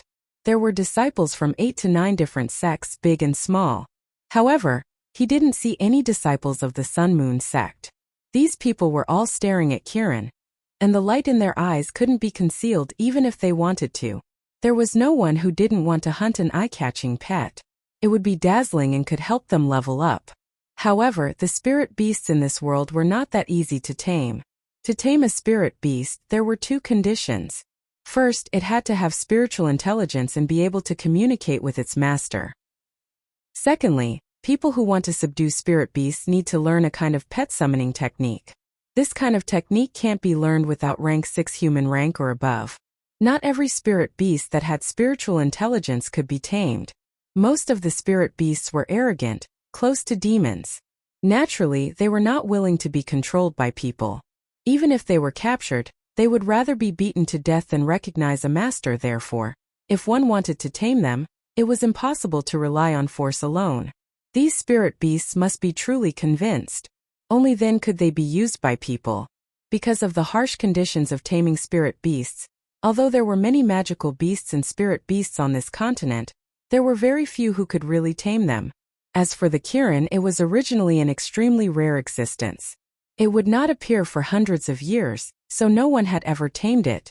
It was said that the continent's number 1 ancestor also had several spirit beasts, but there was no Kirin among them. Chapter 275. Now that one had finally appeared, it was being ridden by a little girl who didn't even look 12 or 13 years old. And from the looks of it, Kirin was quite obedient. What was this little girl's background? How did she do it? Countless people had the same question in their hearts. Their gazes towards Ning Shuama were filled with envy, jealousy, and confusion. Ning Shuama sat carefree on Kirin's back. Under the countless gazes, her expression didn't show the slightest bit of uneasiness. She was very calm and at ease. She had already guessed most of these people's identities and was a little surprised. She thought that these disciples of various sects who appeared on the 3rd peak wouldn't be of high status and were most likely new disciples. However, after she swept her eyes over their clothes without batting an eyelid, she realized that there were actually high-ranking people like Commander and Hall Master among them. Their positions in the sects were high, so their martial arts were naturally high as well. Their psychokinesis was at least of human level 7. With her current martial arts, she wouldn't be able to defeat even one of them if she were to fight them head-on. Moreover, there were 17 or 18 of them now. In addition to the other small fries, she definitely wouldn't be able to escape if she didn't use any special methods. Treasures moved people's hearts. Once treasures were involved, even fellow disciples of the same sect might curse each other to death. Moreover, she didn't have any relationship with these people. She didn't even know them. If they were to attack her, they would have no qualms. The reason why they hadn't made a move yet was because they hadn't figured out her background yet. In addition, the others were eyeing her covetously. No one wanted to be the first to test her limits. The situation now looked peaceful, but it was actually very dangerous. If Ning Xuema didn't handle it well, she would probably be surrounded and attacked immediately. Although Kirin could summon 6th level magical beasts, this was the 3rd peak. The highest level magical beasts here were 4th level, while the rest were on other peaks. Distant water couldn't quench a present thirst. She would probably have to go through a lot of trouble if she wanted to escape safely. Little girl, which sect are you from? Someone finally spoke. The white robe Ning Xuema was wearing was given to her by Jiuzun. Although the material was excellent, there wasn't any symbol of a sect in the style, so they couldn't guess her identity. Her expression was too calm and her posture too relaxed. Even the experienced martial artists with a pair of sharp eyes couldn't see what was wrong with her expression. Only the truly strong would have such an aura. This little girl's face looked unfamiliar. Perhaps she was some hidden expert? Otherwise, how could she tame Kirin? Ning Xuema's gazes and hers is. Those people were already wary of her. Now that they saw her like this, they didn't dare to act rashly. The person who asked the question was a hall master of the fragrant hall of the 7 Stars sect. He was intimidated by Ning Xuema's powerful aura, so his tone became respectful instead. Yesterday, in the middle of the night, this mountain suddenly emitted a brilliance, illuminating the entire place. Our sect leader specially ordered us to come to this mountain to investigate, but unexpectedly, we met Your Excellency here. May I know who Your Excellency is? Did you just tame this Qilin beast? Ning Xuema glanced at him again, her voice even colder. Are you going to interrogate me?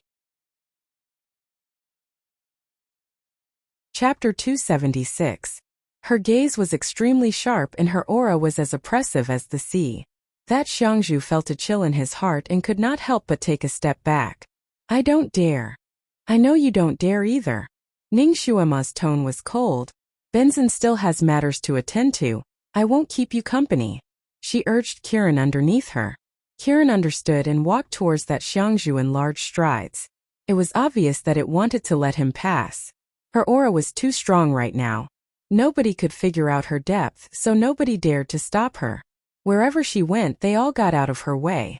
That Xiangzhu was also stunned by her. Seeing her walking towards him, he could not help but move to the side to open up a path. Ning Xuema slowly walked past him. A faint fragrance was emitted from the young girl's body, intoxicating and mysterious. That Xiangzhu lowered his head and bowed. His expression did not change, but in the end he was not reconciled. He wanted to test Ning Xuema's depth. After Ning Xuema passed by, he suddenly made his move. He raised his hand and a jet-black brilliance attacked Ning Xuema's back. Ning Xuema did not seem to notice. Seeing that jet-black brilliance was about to reach her back, her figure flashed and suddenly disappeared. That Xiangzhu was startled. He suddenly felt dizzy. He staggered and fell to the ground with a put-ong sound. Everybody was originally watching every move that was happening here closely. Ning Xuema's every movement was seen by them. There were so many people present, but not a single person saw her figure clearly. They only saw a faint shadow flashing around that Xiangzhu. That Xiangzhu fell to the ground with a put-ong sound. By the time everybody came back to their senses, Ning Xuema had already returned to Kirin's back. She continued to move forward without even looking back. Everybody was speechless. What a fast speed! It was not an exaggeration to say that it was like thunder and lightning. Just based on this kind of movement, it was enough to prove that this girl was a top expert.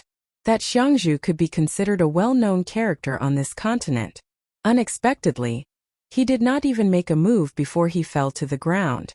Nobody even saw how she made her move. What did this mean? An expert. An absolute expert. When did such an expert appear on this continent? They didn't even know about it. Ning Xuema didn't look back, but she knew that she had shocked everyone. They no longer dared to act recklessly. The corners of her lips curled up slightly. She continued to walk at a leisurely pace. Incense Master, Incense Master. The disciples of the Incense Master looked at their Incense Master in panic. The Incense Master's eyes were tightly shut and his face was pale gold. His body was twitching as if he was in extreme pain. His disciples pinched his philtrum and tried all kinds of first aid, but to no avail. Everybody gathered around him, but they could not see anything. The disciples had already tested him with silver needles, but this Xiangzhu did not look like he was poisoned. Instead, he looked like he was hit by some kind of unique skill. Seeing that the incense master was twitching even more violently, one of the disciples was enlightened. He suddenly knelt down in front of Ning Shuama's back. Just now our incense master only wanted to test your skills. He did not have any evil intentions. We hope that your excellency will be magnanimous enough to forgive our incense master's mistake and save his life. He kowtowed repeatedly. Kiran, who was slowly moving forward, paused for a moment. Ning Shuama's voice was indifferent and cold. If he really had evil intentions, how could he still be so angry? Forget it. Seeing that you are from a prestigious and upright sect, I will spare him this time. There will be no next time. She flicked her finger and a pale white pill flew into the disciple's hand. Give it to him. Chapter 277. The disciple was overjoyed. He did not dare to delay and quickly gave the incense master the medicine. Everyone raised their heads and looked at Ning Shuama's back. Although they were unwilling, they did not dare to make any moves. However, they were unwilling to let her go like this. Ning Shuama gently patted Kiran's horn. Kiran understood and raised its head to let out a long whistle. The whistle was clear and loud and spread far away. In a moment, all kinds of beasts roared in the surrounding forest. The trees crackled and countless beasts rushed over. Everyone was shocked. Although the level of these beasts was not high, there were many of them. Moreover, there were many kinds of beasts. Among them, there was no lack of man-eating beasts. Although there were some experts among these people, most of them were newcomers. Encountering this kind of beast tide, they were afraid that the newcomers would have an accident. Therefore, the experts of the various sects no longer cared about Ning Shuama. They gathered the new disciples together so that it would be easier to protect them. The scene was a bit chaotic. Everyone was facing a great enemy. What they did not expect was that these beasts did not have any intention to attack them. Instead, they just clustered behind Ning Shuama as if they were protecting her. This scene was too shocking. Everyone held their breaths as they watched the scene unfold before them. Ning Shuama's petite figure was like a queen surrounded by the beasts. She slowly went away in front of everyone's eyes. Who is this person? I can't tell. She is dressed in white, and she is a child. Could she be the ancestor's servant? No, it can't be. I have seen the ancestor's servants' clothes. They are not like this. Then could she be from Bright Reverence? They teach techniques to retain one's youthful appearance. This girl may not be young. Everyone was talking about it. They were desperately trying to guess Ning Shuama's identity. However, they could not figure it out.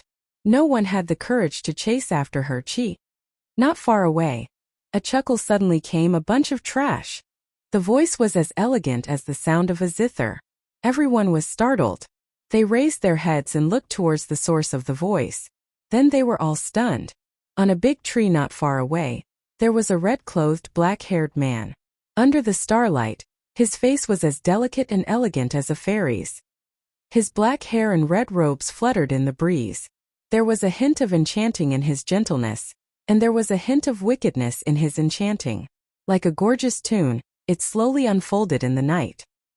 He stepped on a tree branch that was not even as thick as his little finger, as if he was going to ride the wind in the night.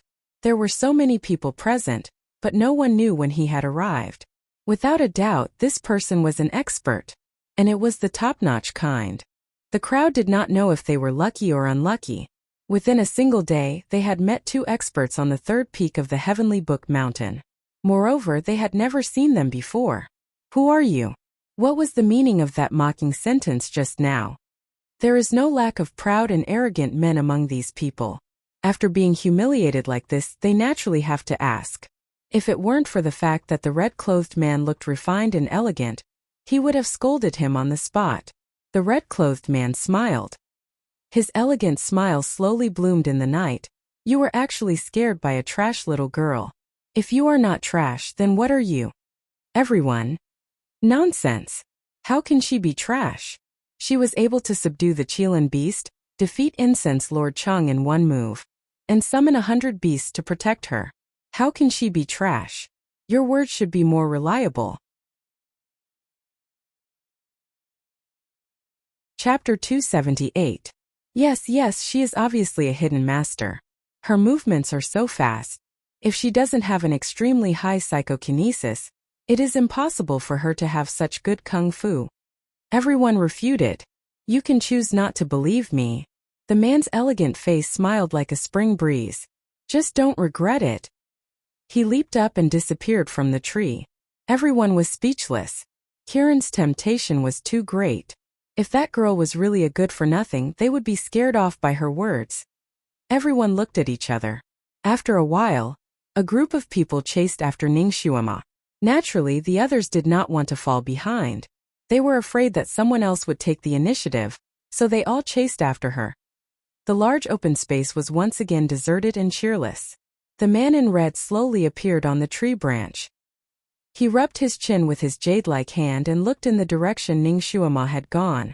Little girl, you have to pay the price for scheming against me. How would she deal with the crisis this time? His pair of dark green eyes flashed with anticipation. At this moment, Ningxuama rode Kiran over the third peak and headed to the second peak. Master, you are so cool. Kiran was excited when she recalled the scene just now. You defeated that old man with one move. How did you do it? Ningxuama was silent for a moment. Cough, I poisoned him just now. Ah? You didn't do it? Ningxuama coughed again and said honestly, if we really fought, I couldn't defeat him. Kiran. But he didn't look like he was poisoned. I saw that they also tested it with silver needles. If it was a poison that could be detected by anyone, how could I scare them off? Ningxuama smiled and patted Kiran's head. The move I used just now has a phrase in Sun Tzu's Art of War. It is called the empty fort strategy. Sun Tzu's Art of War? If Sun Tzu's Art of War is so powerful, then my Art of War must be even more powerful. Master, you should use my Art of War. Although Kiran did not understand half of it, he still suggested excitedly. The corners of Ningxuama's eyes twitched. I've never written about the Art of War. He only wrote about the Tao Te Ching.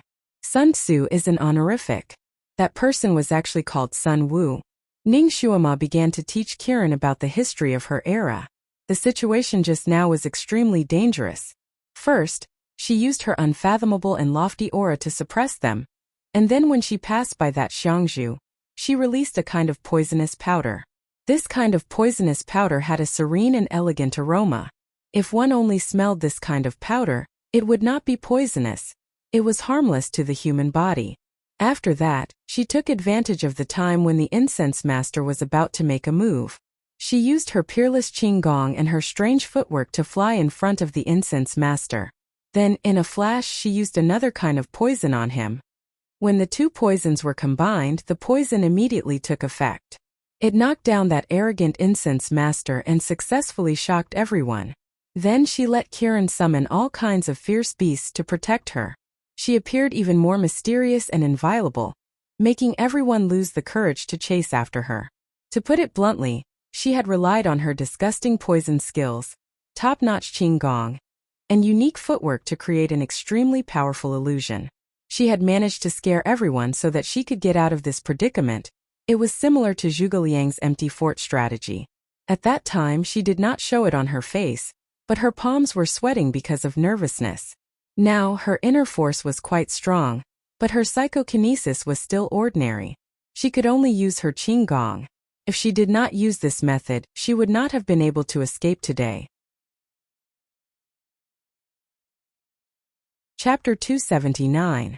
She was dealing with a group of people, but it was much more dangerous than dealing with a group of ferocious beasts. Fortunately, she was finally out of danger. As long as she was given another 2 hours, she would be able to return to her Marquis Jingyuan's mansion, eat the delicious food prepared by the chef, climb into her own big soft bed, and have a good night's sleep. She believed that this time, all of her servants would definitely be present. This adventure could be considered to have come to a successful end.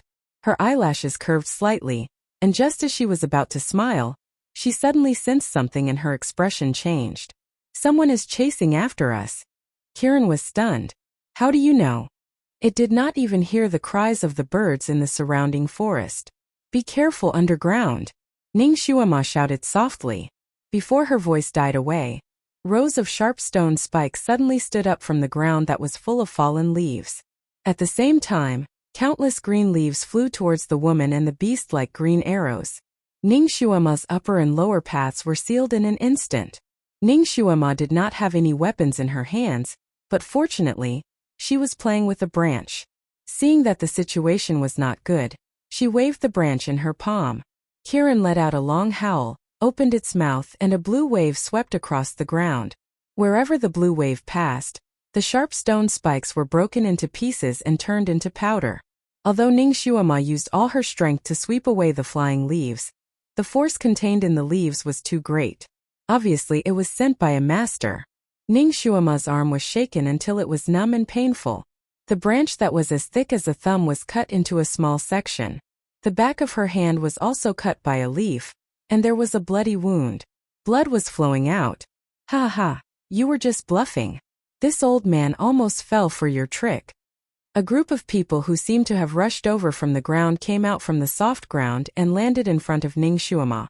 Yes, we were all fooled. This little girl is just as a group of people also flew down from the surrounding trees. Her psychokinesis is at most level 3. Her footwork is a little strange, but there is nothing else. Another group of people came out from behind the mountain rocks.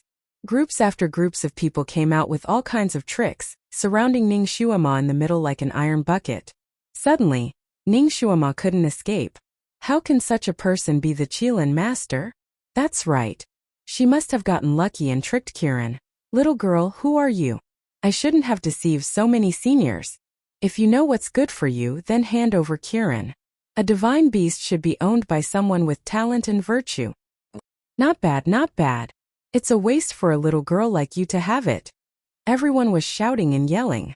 They all wanted Ning Shuama to hand over the Kiran. Ning Shuama took a deep breath. Just as she was about to speak, she suddenly heard the sound of wings flapping above her head. A cold and crisp voice sounded faintly. How is her psychokinesis low? She's just a psychokinesis trash. Ning Shuama, so this is where you are. Ning Shuama raised her eyebrows and looked up. A red-crowned crane flew over at a low altitude. Before it landed, a young girl jumped down from the crane and landed on the ground. She had phoenix eyes, cherry lips, and the majesty of the imperial family in her coldness. It was the princess of vast sky empire Jiuniao. Jiuniao was a high-profile person. She was a noble princess and the disciple of the Storm sect master. Most of the people here knew her. Those who knew her greeted her one after another. The disciples of the Storm sect even went forward to greet her. Chapter 280. Although these sects were usually not under the control of the imperial family, all under the heavens belonged to the imperial family. The sects in Chongkong country naturally did not want to offend the imperial family, but the sects from other countries naturally had some misgivings in other people's territory, so they still gave face to this princess. Even if they did not like her, they still kept a respectful distance and tried their best not to provoke her. When Ji Yuniao arrived, she exposed Ning Shuama's identity, so everyone naturally asked about it. Ji Yuniao was naturally happy to dispel everyone's doubts, so she said with disdain, "She's that super trash miss from Marquis Jingyuan's estate. She doesn't even have a bit of psychokinesis, because it was hard for a real trash to appear on this continent." Ning Shuama's super trash reputation was very widespread. Almost everyone present had heard of her. Of course, she was recently locked in an iron cage. Her engagement with the 6th prince was annulled, and Lu Hin-ti proposed marriage, but she was kidnapped. These matters were also spread all over the city. These people had recently been active in Chongkong country, so they naturally heard about these matters. There were all kinds of pleasant to hear and unpleasant to hear. When these people heard it at that time, they only treated it as a kind of after-dinner entertainment. They didn't expect that the little lass who rode on the little Qilin and almost coaxed them into running around in circles was actually the continent's #1 trash. My imperial father originally took special care of her for the sake of the dead Marquis Ning. Seeing that she was pitiful, he did not care about her bad reputation and wanted to take her as his concubine. Who would have thought that she actually did not know what was good for her and ran here? Ji Yunyao continued to gossip, her eyes flashing with resentment. Wasn't she kidnapped? Someone questioned. Look at her appearance and the clothes she's wearing now. It's obvious that she eloped with someone. This robe is a man's robe. That's right, she must have eloped with her adulterer. Aya, she doesn't seem to be wearing pants. It's indecent. It's indecent. Someone yelled. Although Ning Shuama was wearing a robe, she only wore a pair of briefs inside. She was also riding on Kiran's back, so the robe was slightly flipped up, revealing her white calf. When people saw it, they immediately called it out as evidence. Too shameless. So embarrassing. I'm so embarrassed for her. All kinds of discussions were like a basin of dirty water, splashing Ning Shuama without any scruples. Countless gazes fell on Ning Shuama. Their gazes were filled with disdain as they commented on her. Most of the people who made these comments were girls. After all, when Ning Shuama rode on the little Qilin, she was in the limelight. That cool appearance of hers had subdued many people, making her the focus of attention. Naturally, it also attracted the jealousy of many girls present. Originally, they didn't know about Ning Shuama's background, so they were a little hesitant and uncertain. Now that she finally had the chance, she couldn't help but speak harshly. She couldn't wait to step on her a few more times. Ning Shuama smiled. These filthy words might be very hurtful to other girls, and they might not be able to accept it. But to her, this baptism of saliva was no different from tickling. Some things were fine as long as he had a clear conscience. Everything else was up to him. Her gaze fell on Ji Yunyao's face, and Ji Yunyao also looked at her with awe-inspiring righteousness, as if she was looking at a piece of trash. This princess's jealousy was really perverted. Nothing had happened between her and that crown prince, but she had already attracted such a vicious revenge. Since she didn't give her face, then why should she give her face? Did she really think that she was afraid of her? Chapter 281. So it's Princess Yunyao. Why didn't the princess think of a way to stay by your brother Crown Prince's side? Why did you come to Tianshu Mountain? Ning Shuama opened her mouth. Her voice was clear and melodious, but her words were profound and caused people to think. Yunyao was stunned. A thief would always have a guilty conscience, not to mention that she wasn't a very calm person. Ning Shuama's light words poked at her sensitive spot. Her expression changed and she angrily said, "What nonsense are you talking about? How could I think of a way to stay by brother Crown Prince's side? We're siblings." Didn't I say you're not siblings? Why is Princess Yunyao so anxious? Could it be that you have a guilty conscience? Ning Shuama blinked. Ji Yunyao's face turned even redder. Bastard! When did I have a guilty conscience? Brother Yunhuang and I are innocent. We're siblings, biological siblings. What's wrong with us being close? There's indeed nothing wrong with biological siblings being close. Ning Shuama dragged her voice. However, looking at the princess's usual behavior, I thought you were foster siblings. It seems that I misunderstood. However, the princess's behavior really makes people think. Her words had a double meaning, and each sentence had a meaning. Most of the people present were young men and women. People of this age group were always sensitive to emotional gossip. Ning Shuama's words were like a shot of stimulant, instantly lighting up everyone's gossiping factor. It was unknown how many bright eyes fell on Ji Yunyao. Biological sister and biological brother having an affair? It couldn't be, right? Ji Yunyao clenched her fists tightly. She felt that she had always hidden her thoughts very well. How could she be seen through by this little brat in front of her? Just now, when she splashed dirty water on Ning Shuama, she felt incomparably happy. Now this basin of water was splashed back on her. Under everyone's subtle gazes, her charming face turned redder and redder, almost turning purple. You slut, you're full of nonsense. What behavior did I do that made people think too much? If you don't say something today, I won't let you go. Ning Shuama raised her lips and smiled. You still remember Lususu, right? Ji Yunyao's expression changed again. She naturally remembered Lususu. Lususu was once her good friend. She wanted to befriend her, but the purpose of befriending her was not simple. She just wanted to get to know her crown prince brother through her. Every time she talked about her brother, the crown prince, her eyes would light up and she would talk non-stop. This made her extremely unhappy, but she couldn't do anything about it. Later on, this girl even shamelessly confessed her love to her crown prince. However, her crown prince didn't reject her as he did to other girls. He even smiled and sent her away. After chatting with Lususu for a while, he even sent Lususu back home for the first time. This made Ji Yunyao go crazy with jealousy. She finally wanted to kill Lususu. She casually found a reason to throw Lususu into the Ministry of Justice's prison and handed her over to Tui Dao. This matter of hers was done in secret. It could be said that no one knew about it. She didn't expect Ning Xuema to suddenly mention her at this time. In the end, Ji Yunyao had a guilty conscience. Her face was slightly pale. Before she could say anything, a youngster beside her interrupted. Lususu? Are you talking about my heavenly star sex flying dragon girl Lususu? Ning Xuema glanced at the youngster. I don't know her nickname, but I heard that she's the disciple of the heavenly star sex second guardian. Ah, that's right. She's my senior marshal's sister. Where is she now? Chapter 282. She has already been missing for several days. Do you know where she is? The youth's tone became more and more anxious. Ning Xuema glanced at Ji Yunyao. I think this Princess Yunyao knows her whereabouts. Don't you think so? Princess Yunyao? Ji Yunyao's face turned pale. She wanted to deny it, but she didn't know what to say.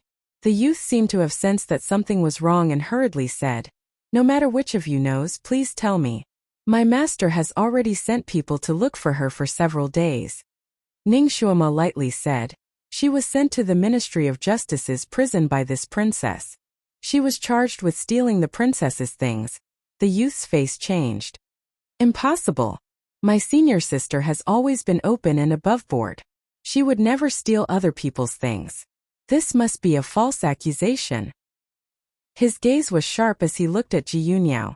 Princess Yunyao, is what she said true? Ji Yunyao choked. This, Ning Xuema said from the side. This matter can't be concealed. The Heavenly Star sect only needs to send people to the Ministry of Justice's prison to investigate, and they will know. Ji Yunyao also knew that she couldn't fool them. She could only harden her heart and say, She entered the palace to steal my jade silk vest.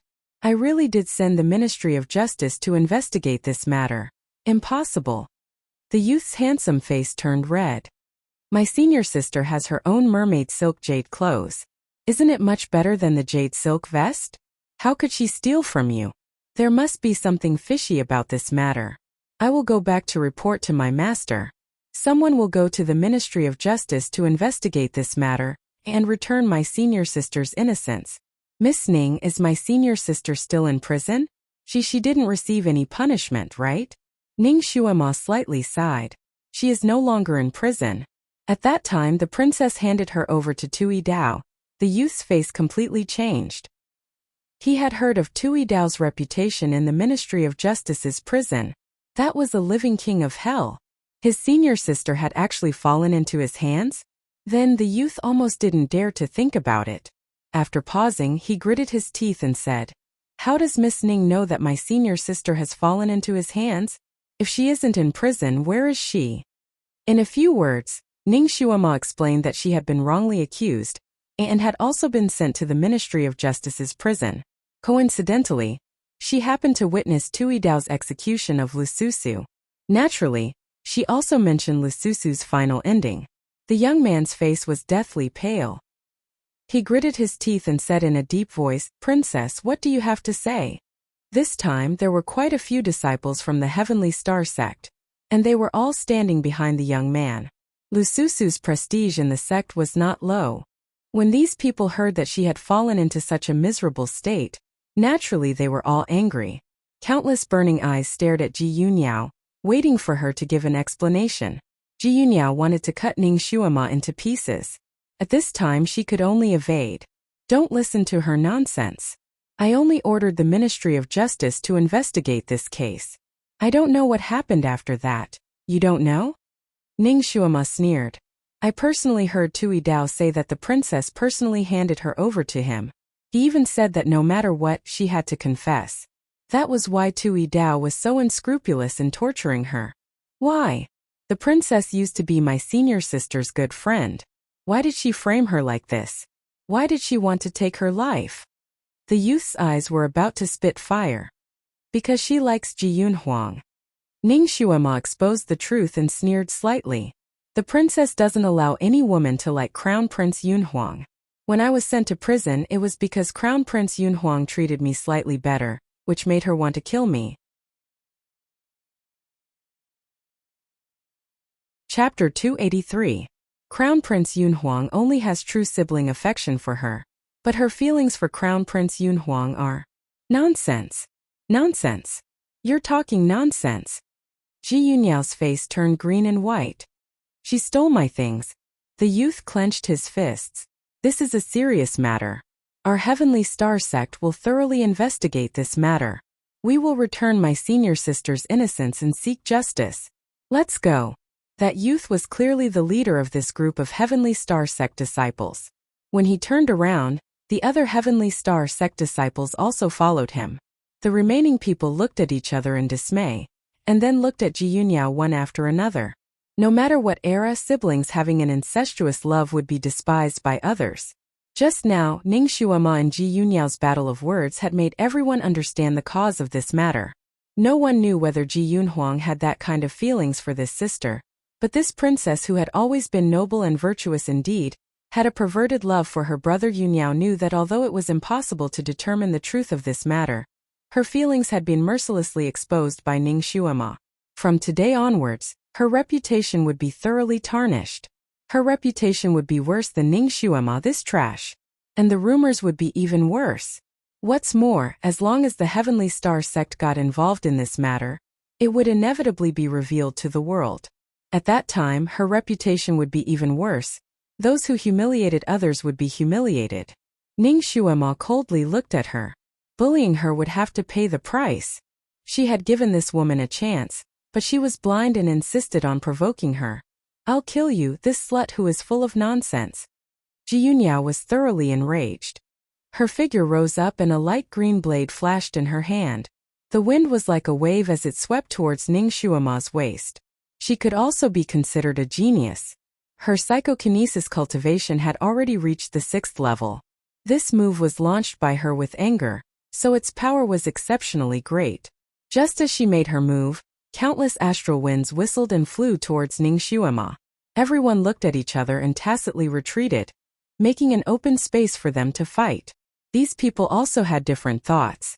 Some of them were just here to watch the show, while others didn't want to offend the royal princess. Of course, they didn't want to help her either. More importantly, they could take the opportunity to see how good Ning Xuema's kung fu was.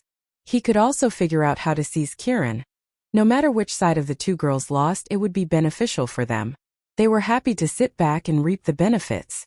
Fortunately, Ning Xuema was prepared for it. She didn't panic when she was attacked and calmly fought back. Ji Yunyao's martial arts skills were indeed not low, and her techniques were also very powerful. Every move she made was full of grace, and her movements were as light as a fairy's. On the other hand, Ning Xuema's psychokinesis was not as good as her, but she had extraordinary inner strength. Moreover, her combat experience was extraordinarily rich. Her movements were clean and neat, strange and changeable, and her moves were often unexpected.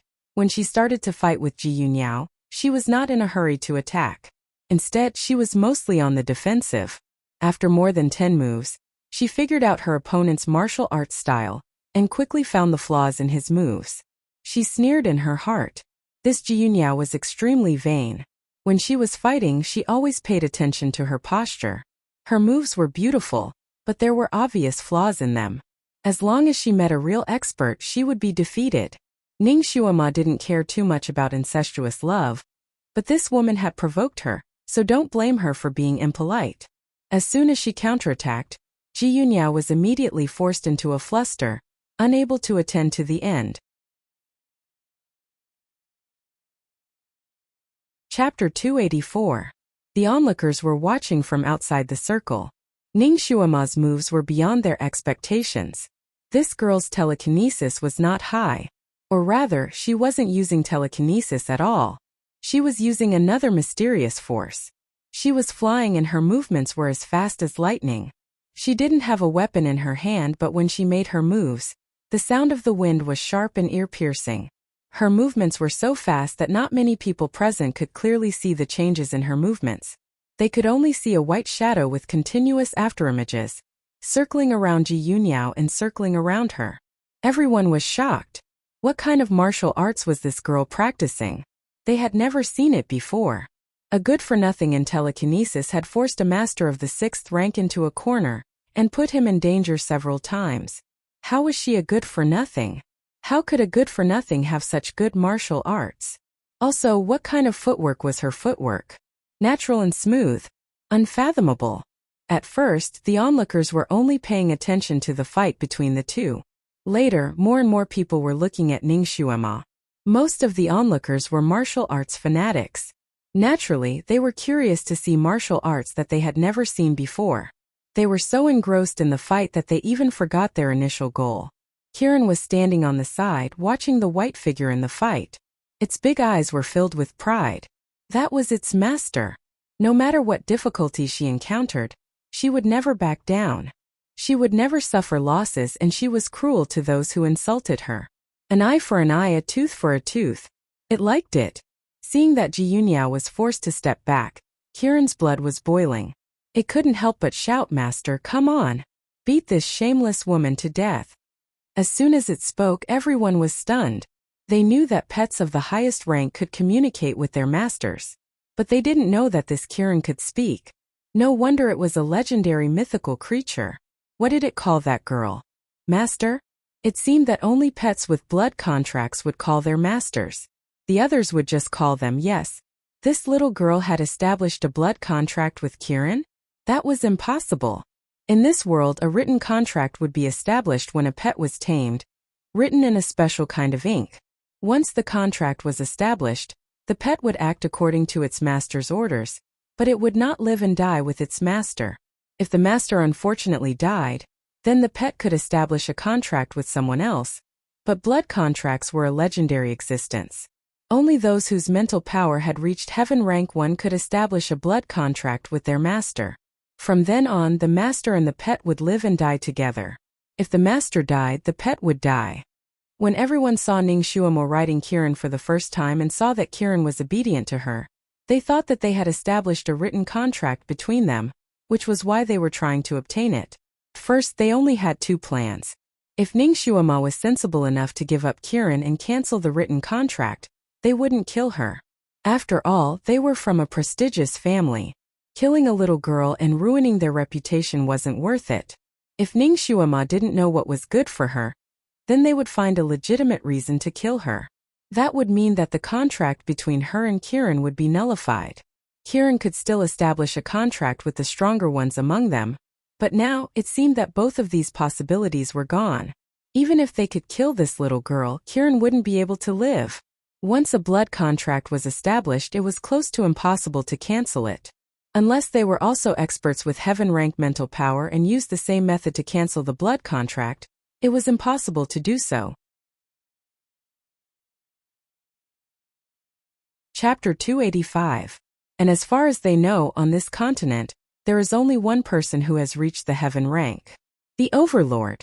The Overlord actually helped this trash little girl. Is it possible? Some people didn't give up and couldn't help but ask Kiran, mythological beast Kiran, can you understand human language? What kind of contract did you establish with this little girl? That, a written contract doesn't require you to call her master. Kiran rolled its eyes at the man. It can speak human language, how can it not understand human language? Idiot! Shut your beak. How can I, a mythological beast, not understand human language? Let me tell you, I established a blood contract with my master. Do you know what a blood contract is? Ignorant. Everyone. They were shocked. It really is a blood contract. Then what is the relationship between this little girl and the Overlord? Everyone vaguely remembered a legend about Ning Xuema. It seems that when she was locked in the iron cage and was almost executed, it was the Overlord who sent a boy to uphold justice for her. This trash little girl actually received the Overlord's favor? Or is it that another heaven-ranked master has appeared on this continent? Everyone thought of the man in red who suddenly appeared. Although they didn't fight with him, they felt an inexplicably strong pressure from him, which made them instantly keep quiet out of fear. Even after being insulted by his words, they didn't dare to act rashly. Mythological beast Kirin, who helped you establish the contract with your master. Someone wanted to take advantage of Kirin's naive and ignorant look and wanted to dig out the truth from its mouth. Who knew that? Kirin rolled its eyes and coolly replied, "Who do you think you are? Why should this mythological beast tell you? No matter who it is, you bunch of common people have no right to know." Everyone. They could only shut up. They were doomed to not get the mythological beast Kirin. If they could get this little girl and recruit her into their sect, wouldn't that be the same as recruiting the mythological beast? But they didn't know if this little girl had a sect or not. So they began to ask Kirin about Ningshuama's sect. However, Kirin looked ignorant and tight-lipped and didn't answer their questions at all. Wait for Master to deal with that crazy princess. You can go and ask her yourselves. Miss Ning, do you want to join our limitless sect? Our limitless sect can be said to be the third largest sect on the continent. Some people were impatient and started to recruit. When one person spoke, the others naturally did not want to be left behind. The leaders of the various sects all spoke up one after another. Miss Ning, don't listen to his nonsense. The limitless sect is not the third largest sect. Our storm sect is. If you join our wind cloud sect, this protector will make the decision to let you become an inner sect disciple. This is a rare opportunity. You have to seize it. What a joke. How can the Tempest sect be the third major sect?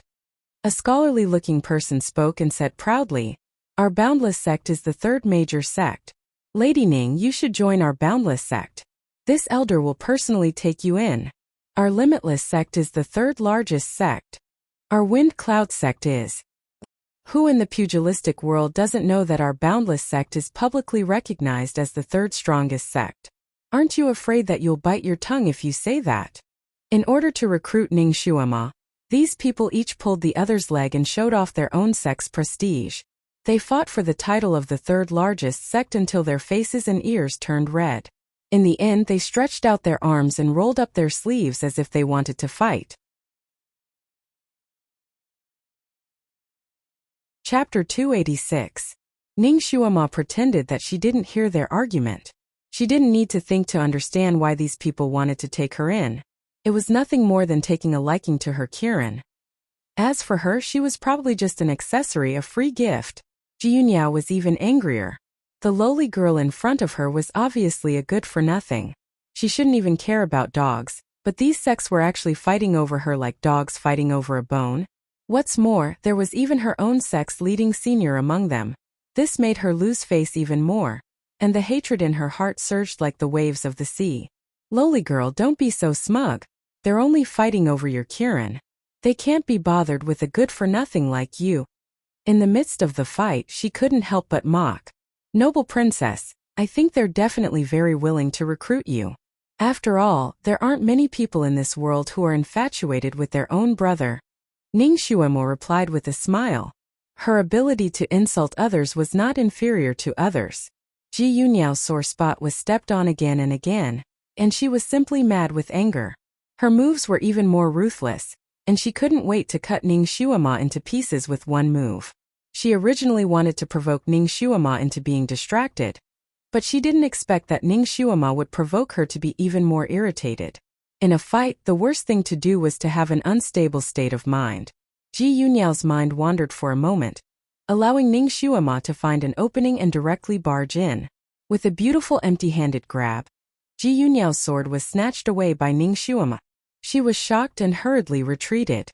Ningshuama sneered and turned her long sword in a circle, slashing towards her head. Her footwork was like the wind, and Jiyunyao couldn't dodge at all. Her expression changed and she screamed, "You can't kill me. If you kill me, even Brother Crown Prince won't let you off." Pa! Ningshuama's sword slashed diagonally onto her pretty face. Jiyunyao's face suddenly hurt, and she thought that her face was split into two.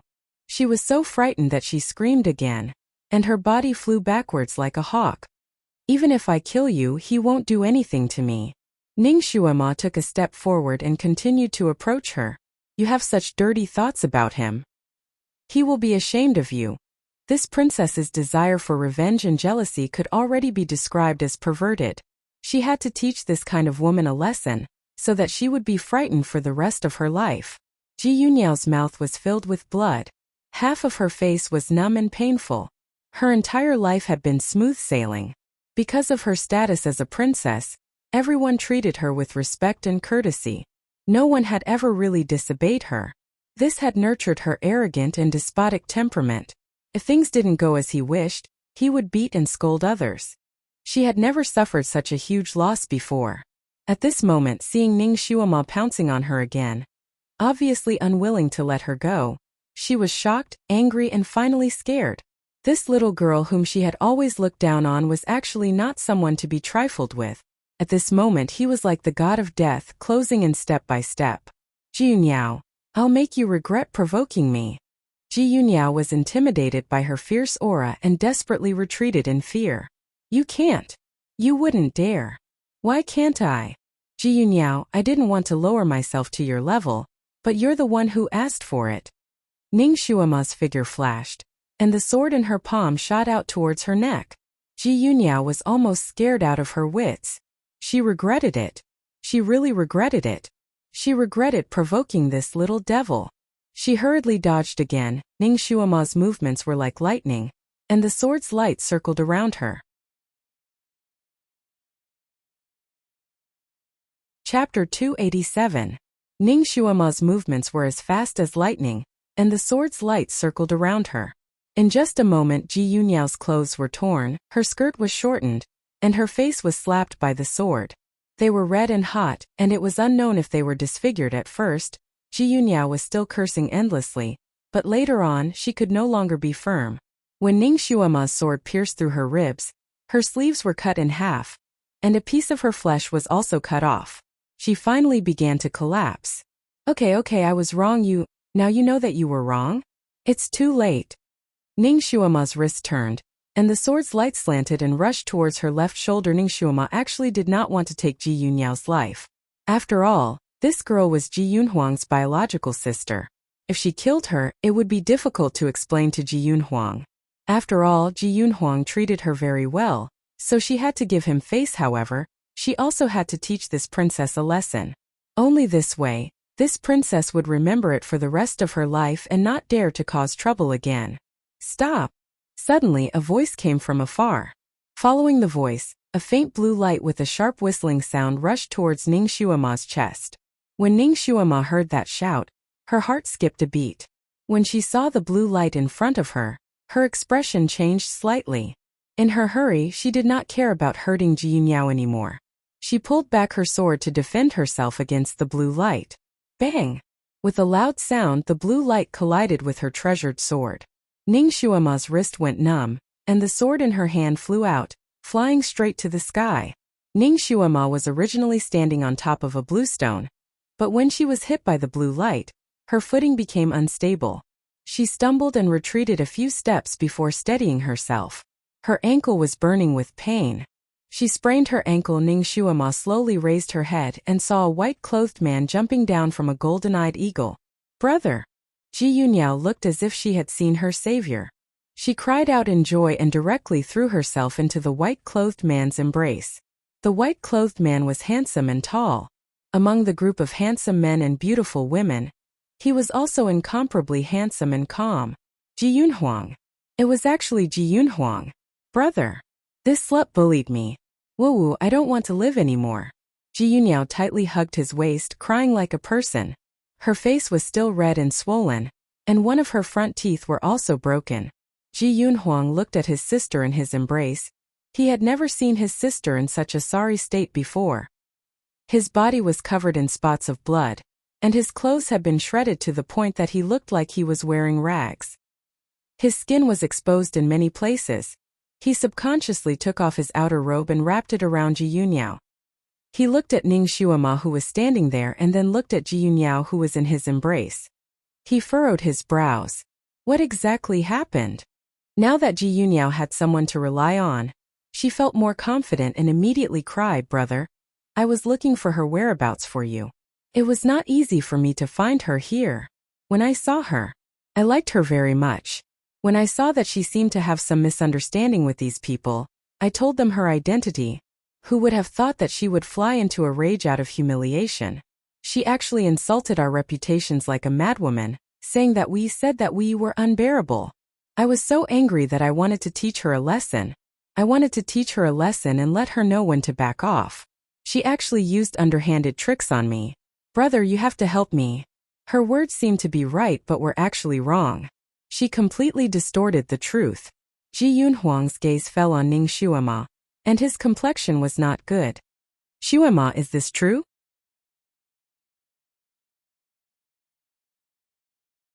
Chapter 288. Ning Shuima's ankle was still burning with pain. Kiran probably saw that something was wrong with her, and hurriedly ran over to let her lean on him. Ning Shuima flipped onto Kiran's back and glanced at Ji Yunhuang. You believe what she said? Ji Yunhuang stiffened and looked at Ning Shuima with a complicated gaze. Yunyao has never lied in front of me. Ning Shuima smiled and tilted her head to look at the two people who were hugging each other. Since it's like this, why are you still asking me?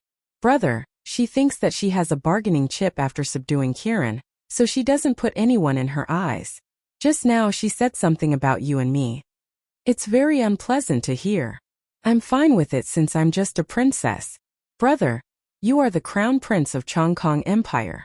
Your reputation can't be tarnished. You treated her so well, but she actually repaid your kindness with enmity. She's too much.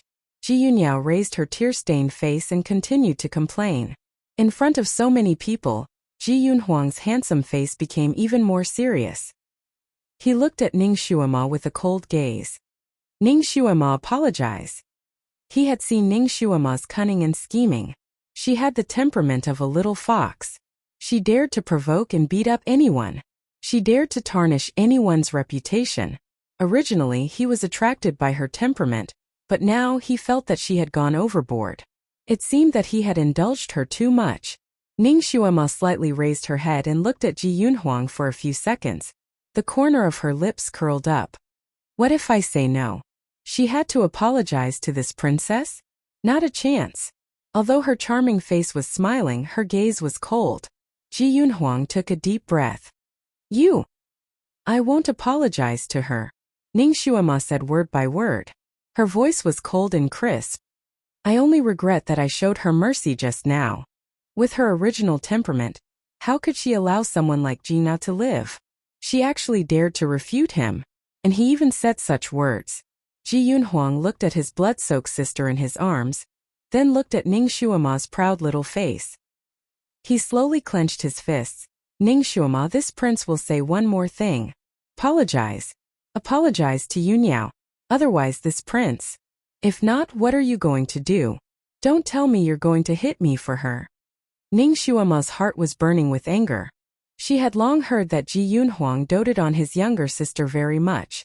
Every time she got into trouble, as long as he was there, he would stand up for her regardless of who was in the wrong.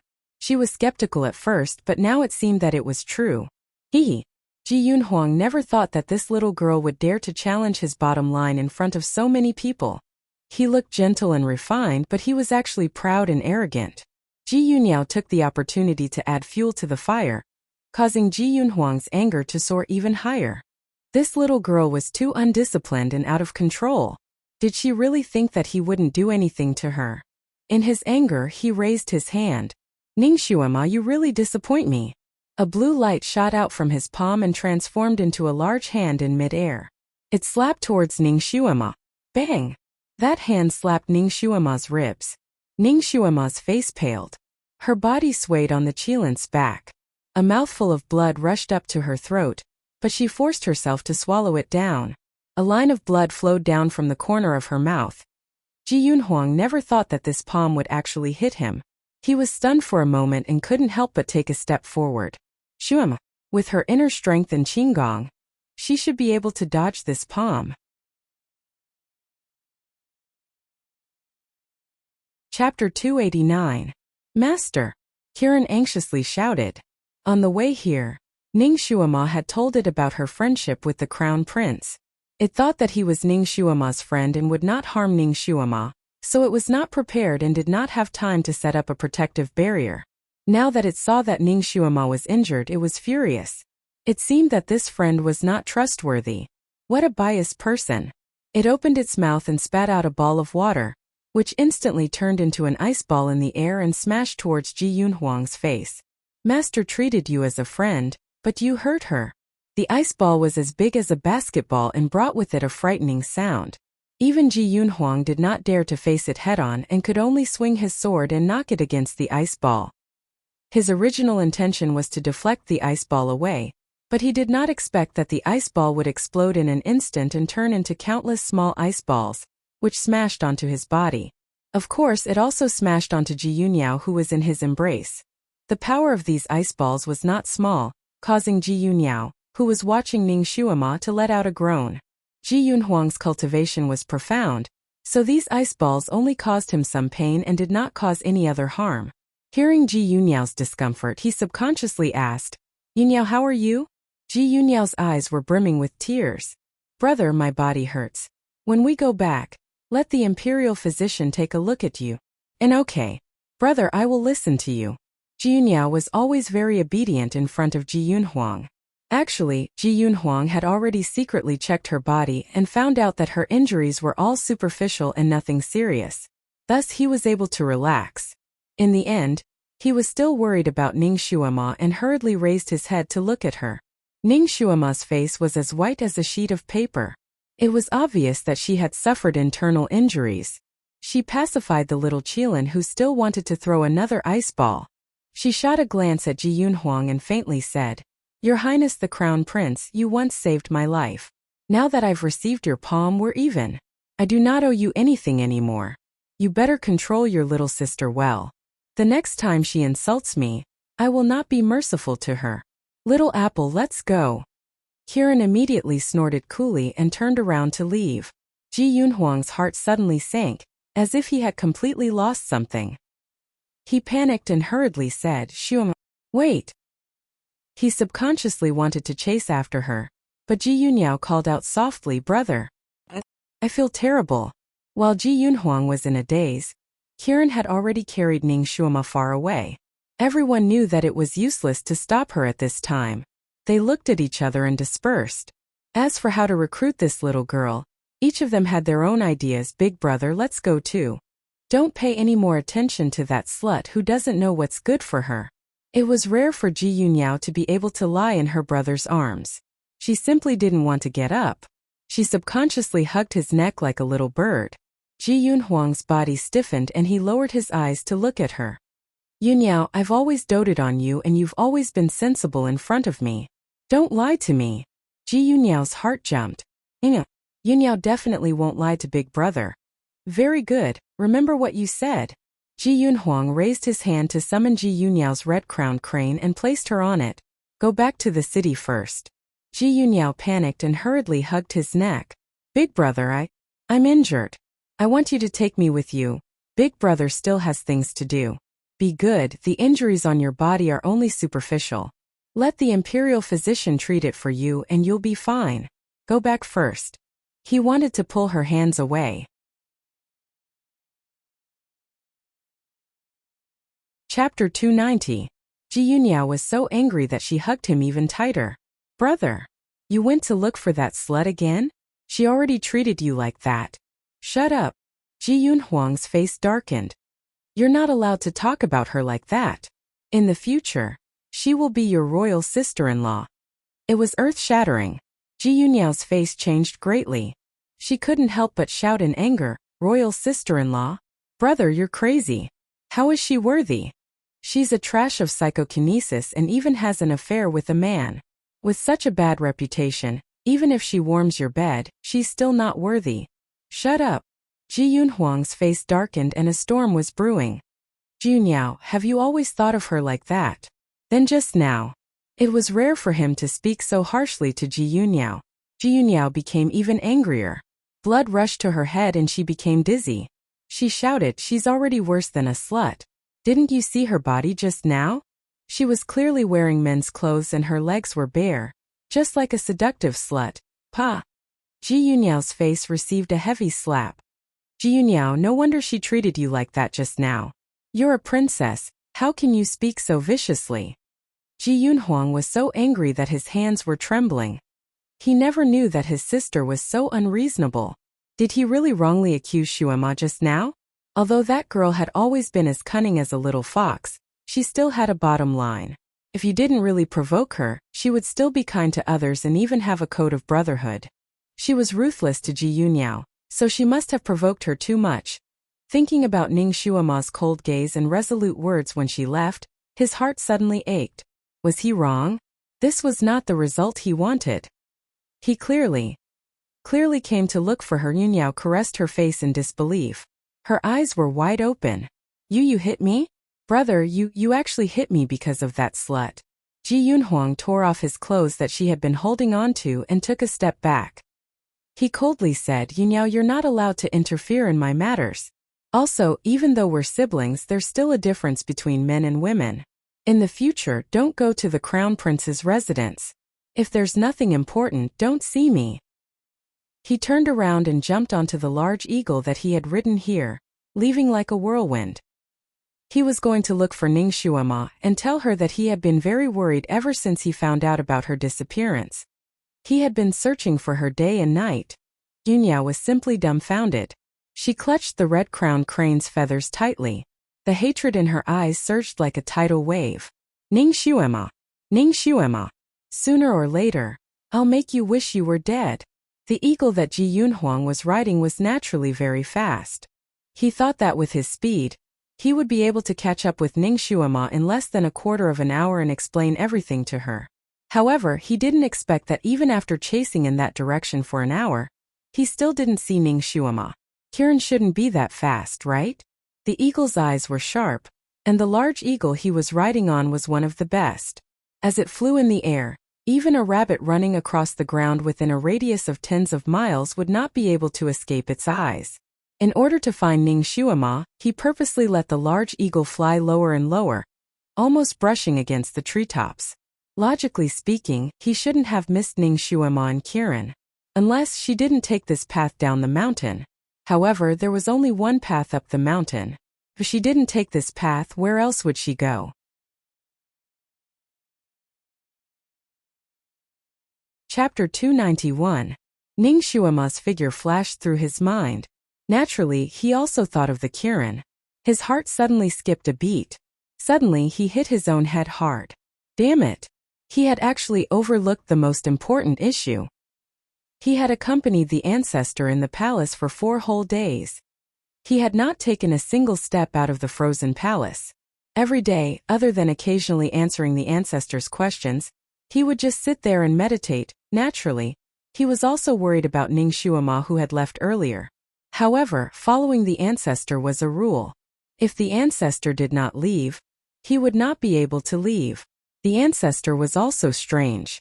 Every day, other than occasionally talking to him, he would also spend most of his time meditating. He sat there like an ice sculpture. He did not see anyone else, nor did he go out to meet the emperor and civil and military officials who were paying their respects every day. He really did not know why the ancestor had stayed here for these few days. Don't try to guess the ancestor's intentions, because even a deity would not be able to guess it. Therefore, although Ji Yunhuang was a little puzzled, he was too lazy to try to figure out the ancestor's intentions. The ancestor had said that he would stay in the palace for 3 days, but for some reason, he stayed for an extra day, causing Ji Yunhuang to accompany him for an extra day. Fortunately, accompanying the ancestor was very beneficial. For example, he would give Ji Yunhuang a date to eat every day. That date was obviously not an ordinary one. It could greatly replenish the vitality in the body. Not only would he not be hungry, but it would also increase his resistance to the cold. Although he had been staying in the frozen palace, he would not feel cold. His psychokinesis had also increased. These 4 days by the ancestor's side was equivalent to half a year of his own cultivation. 4 days later, the ancestor finally left. It was only after Ji Yunhuang left the palace that he found out that Ning Shuema had been betrothed by the emperor, and that she had been kidnapped. He was very strict with his subordinates. There were all kinds of talents in the crown prince's residence. During these 4 days, the aides in the Crown Prince's residence knew that he had a special impression of Ning Xuema. Therefore, they had already started investigating this matter. Therefore, not long after Ji Yunhuang left, he found out that Ning Xuema was not kidnapped. She was just trying to escape from the marriage. When he found out about all this, he was both happy and surprised. He was shocked that this girl was so bold that she dared to run away from the emperor's wedding. What made him happy was that she could even refuse the emperor's great favor of making her a concubine. It could be seen that she was not the kind of woman who chased after fame and fortune. He had not misjudged her at the beginning. Moreover, the little girl was smart enough to come up with such a plan that even his imperial father was unable to do anything about it. When he entered the palace and saw his father's sullen face, he was secretly pleased, of course. His men had also investigated and found out that after Ning Xuema had escaped from the city, she had entered the Heavenly Book Mountain with number 2 by her side. What worried him the most was that the Crown Prince's residence had once sent experts into Heavenly Book Mountain to secretly protect that girl. However, they had not expected that after searching the entire 3 peaks, they would not be able to find them. It had been 4 days, and the girl seemed to have disappeared into thin air. No one had seen her again. Some people even suspected that she had met with misfortune in the mountains. Ji Yunhuang's heart was also burning with anxiety. He sent out all the elites from the Crown Prince's residence to search the mountains. He himself had also carefully searched the peaks one by one. However, he did not expect that when he searched the 3rd peak, the giant eagle he was riding on had sensed Ji Yunyao's existence and screamed.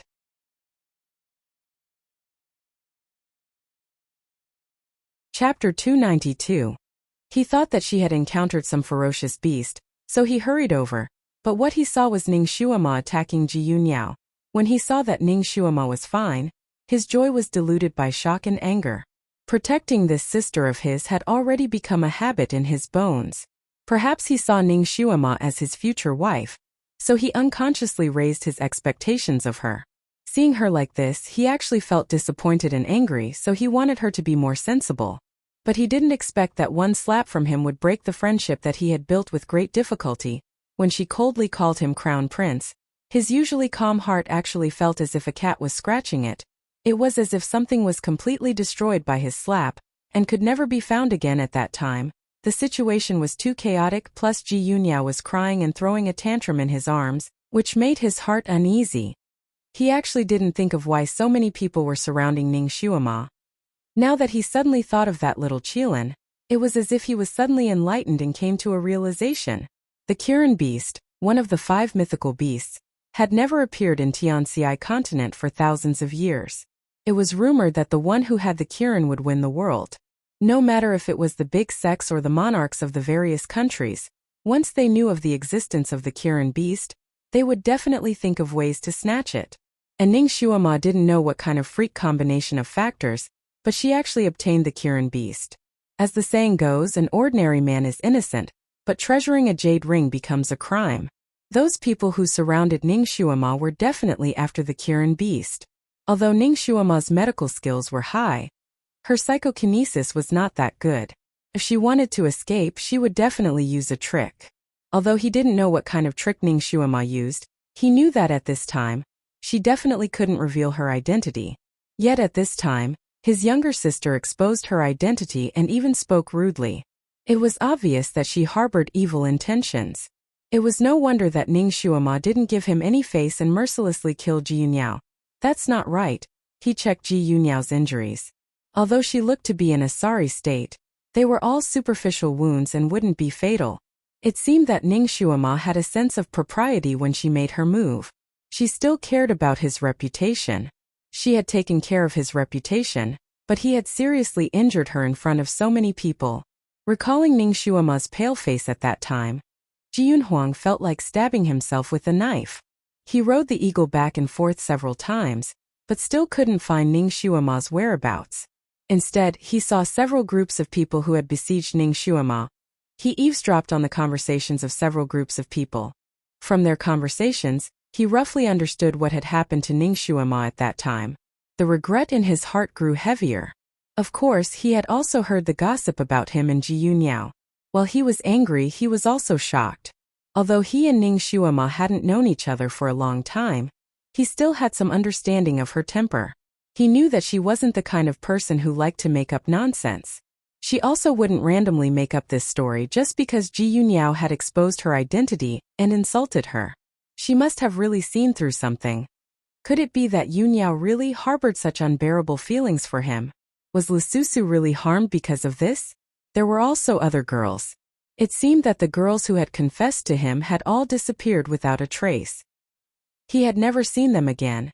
He had never paid attention to the confessions and adoration of those girls, so even though he hadn't seen them again, he didn't take it to heart and didn't even think about it. Now that he thought about it, he broke out in cold sweat.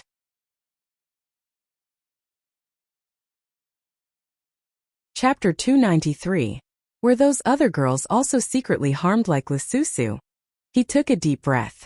Now was not the time to think about these trivial matters. Finding Ning Shuama was more important. She was a lonely girl who was heavily injured. She also had the coveted Qilin beast by her side. She was simply like a child carrying a big bag of jewelry on the street. Her situation was not ordinary.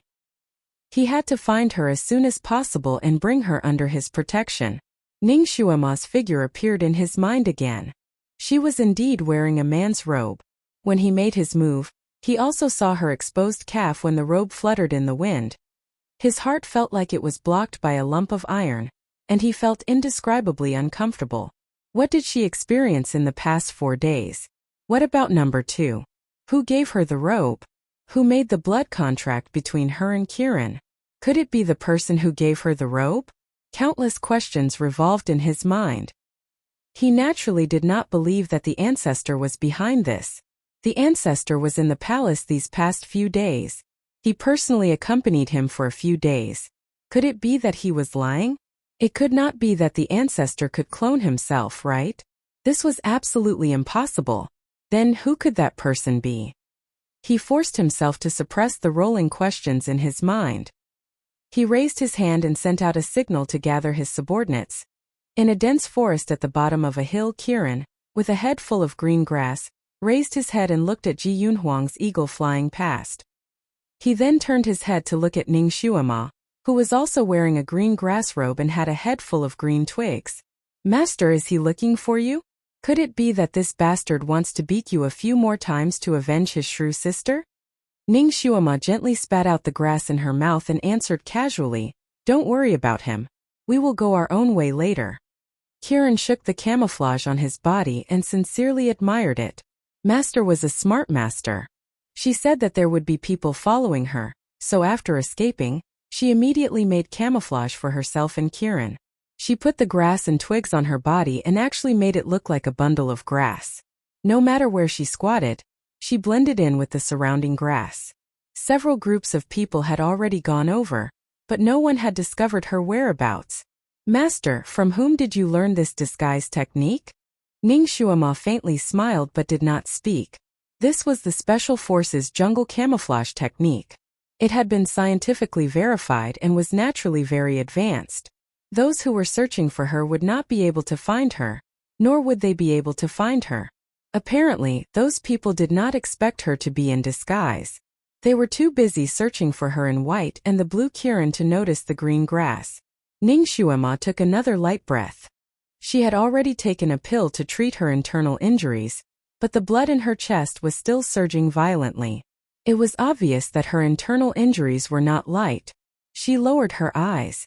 She had overestimated her own strength and underestimated the strength of Ji Yunhuang's palm. He probably didn't show any mercy when he attacked just now. This was good too. She had paid off all her debts to him. She let Kirin be her protector while she sat in the grass and meditated for a while. Initially, she wanted to use her internal energy to heal her injuries, but she suddenly remembered the breathing method that Jiu Zun had taught her.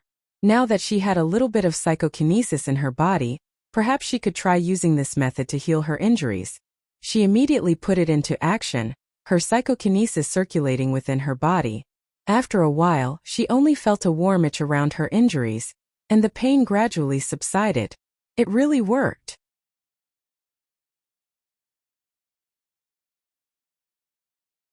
Chapter 294. Ning Shuama's spirit was shaken. She began to use her psychokinesis to soothe her injuries. After half an hour, she opened her eyes once again and sensed the condition of her injuries. The originally unbearable pain was unexpectedly gone. She was still worried. Turning around, she undid her robe and looked at her wounds. The bruises that had been swollen below her ribs were now only a faint red patch. She had actually recovered by 90%. Psychokinesis was indeed a magical thing. The Nine Supremes' method of cultivation was indeed superb. She leaped up from the ground. "All right, little apple, we can go down the mountain now. Your wounds have healed?" Kiran blinked its large eyes at her. Her face was smeared with plant juice, so it was a sickly green. It was impossible to see how she looked now. Ning Shuama turned around on the spot, the leaves and branches on her body rustling. "I'm done." She had been in so much pain earlier that she could barely stand up, but now she felt like she could do 2 rounds of punching on the spot. Although the little Qilin couldn't clearly see her complexion, it could tell that her spirit had improved a lot. It was very happy in its heart as it eagerly looked at Ning Shuama. "Master, your meditation method just now was very strange, but the effect was really good. Can you teach me?" Of course. Kiran was now one with Ning Shuama, so she was naturally willing to teach it. However, when she thought of the method of cultivation, her head hurt again. "Little apple, this cultivation method can only be practiced in human form." Kiran was speechless. It clenched its claws and thought of the 9 Supremes who had made a contract with them. That little bastard, why didn't he let it transform into human form? It stood up dejectedly. "Master, where are we going now?" "Back to the city." Ning Shuama hopped onto its back. She was homesick after drifting outside for so long. In this world, if Ning Shuama claimed to be the second best at evading pursuers, no one would dare to claim that they were the best. Coupled with Kiran's extraordinary speed, they managed to avoid the search teams from all directions and successfully descended the last peak of Heavenly Book Mountain. After climbing over a small hill, they would be able to see the official road that led to the capital. "Master, should I transform into another animal before following you into the city?" Kiran raised her head and asked. Ning Shuama was looking at the mountain path, deep in thought. Hearing its words, she was shocked. "Didn't the 9 Supremes seal off your ability to transform?" "He sealed my ability to transform into a human. I can also transform into other animals." In order to prove its words, the little Qilin shook off the camouflage on its body, and with a shake of its body, it transformed. A faint blue light flashed, and the little Qilin disappeared. What appeared in its place was a majestic tiger, but its fur was blue. "Master, how is it?" Kiran spun in a circle on the spot, full of himself. Ning Shuama was speechless. She raised her hand to rub her forehead and glared at Kiran. "Little bastard, why didn't you use this transformation earlier?" If she had known that it could transform like this, she would have turned it into a normal animal long ago. How could she have let so many people discover its existence and chase her like a rat crossing the street? You didn't tell me earlier." Kiran felt wronged. Looking at Ning Shuama's dark face, it rubbed its big head against the corner of her clothes cutely. "Master, it's fine if I transform into this, right?" A blue tiger entering the city seemed to be quite eye-catching. Ning Shuama looked at the blue tiger with its big watery eyes and asked tentatively, "How many transformations do you know?"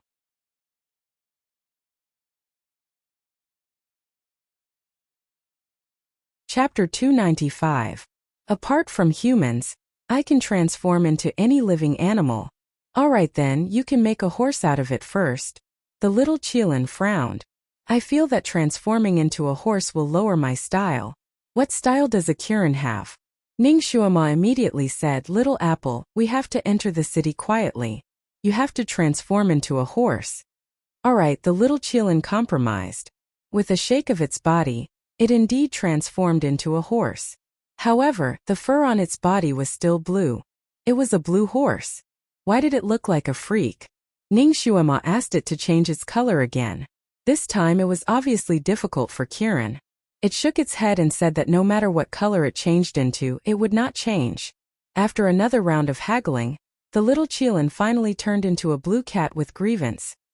Ning Shuama carried the blue cat down the mountain. At a hunter's house, she asked for a hunter's daughter's clothes and then went to the main road. After all, this place was remote and there should not be many people on the main road.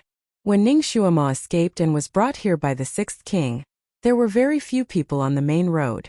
However, this time, Ning Shuama immediately felt that something was wrong when she walked on the main road. There were still not many people on the main road, but there were many people from various sections. These people were in a hurry and looked around with sharp eyes. It was obvious that they were looking for someone. Ning Shuama's heart skipped a beat.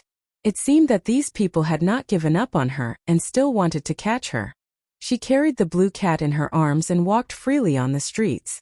She was dressed like a hunter, and her small face was also dark. She looked like a typical mountain dweller.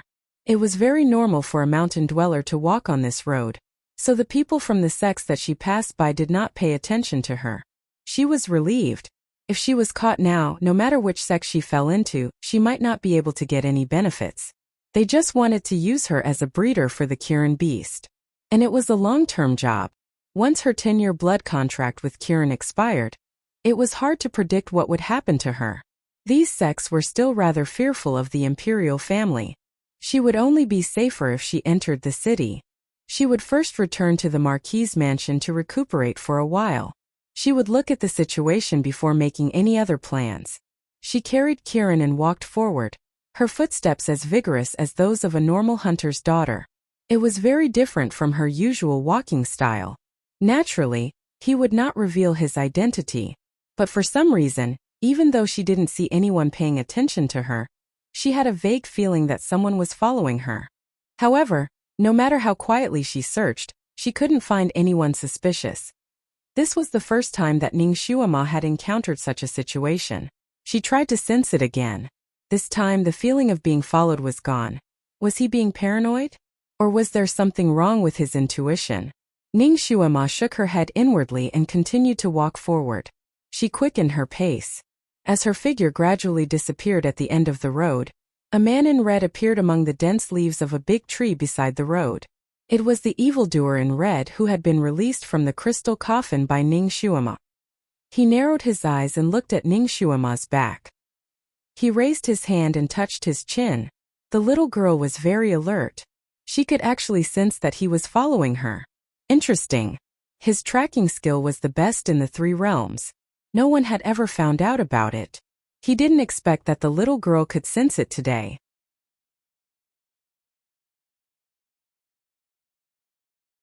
Chapter 296. Although his power had regressed, he was still surprised that a little human being could sense his aura. This little girl was always out of his expectations. It would be good if he could kidnap this little girl and make her his servant. Big monster. Senior, it's that red-clothed big monster.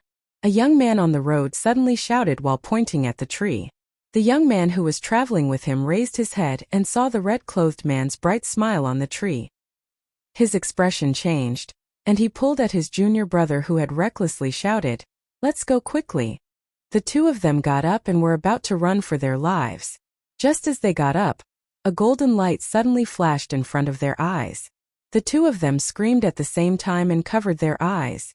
Blood flowed out from the gaps between their fingers. "You guys are really annoying." A voice as gentle as the spring breeze rang in their ears. "Cripple a pair of eyes." The voice was gentle, but the move was not gentle at all. It was extremely sinister. The two of them rolled on the ground with golden needles in their eyes. They were in so much pain that they did not notice when the red-clothed man left. Ning Shuama smoothly entered the city. When she entered the city again and saw the bustling crowd on the street, she felt like she had been reborn. It felt good to be able to return to the crowd. She could finally go back and have a good night's sleep. She strolled back to the vicinity of her Marquis Jingyun's residence and keenly discovered that there were many secret agents moving around. She frowned slightly. Jiunyao, that little shrew. She revealed her identity in front of so many people on Tianshu Mountain. These people could not find her in the mountain, so they came to the vicinity of her residence to try their luck. It seemed that her troubles would not be solved in a short time.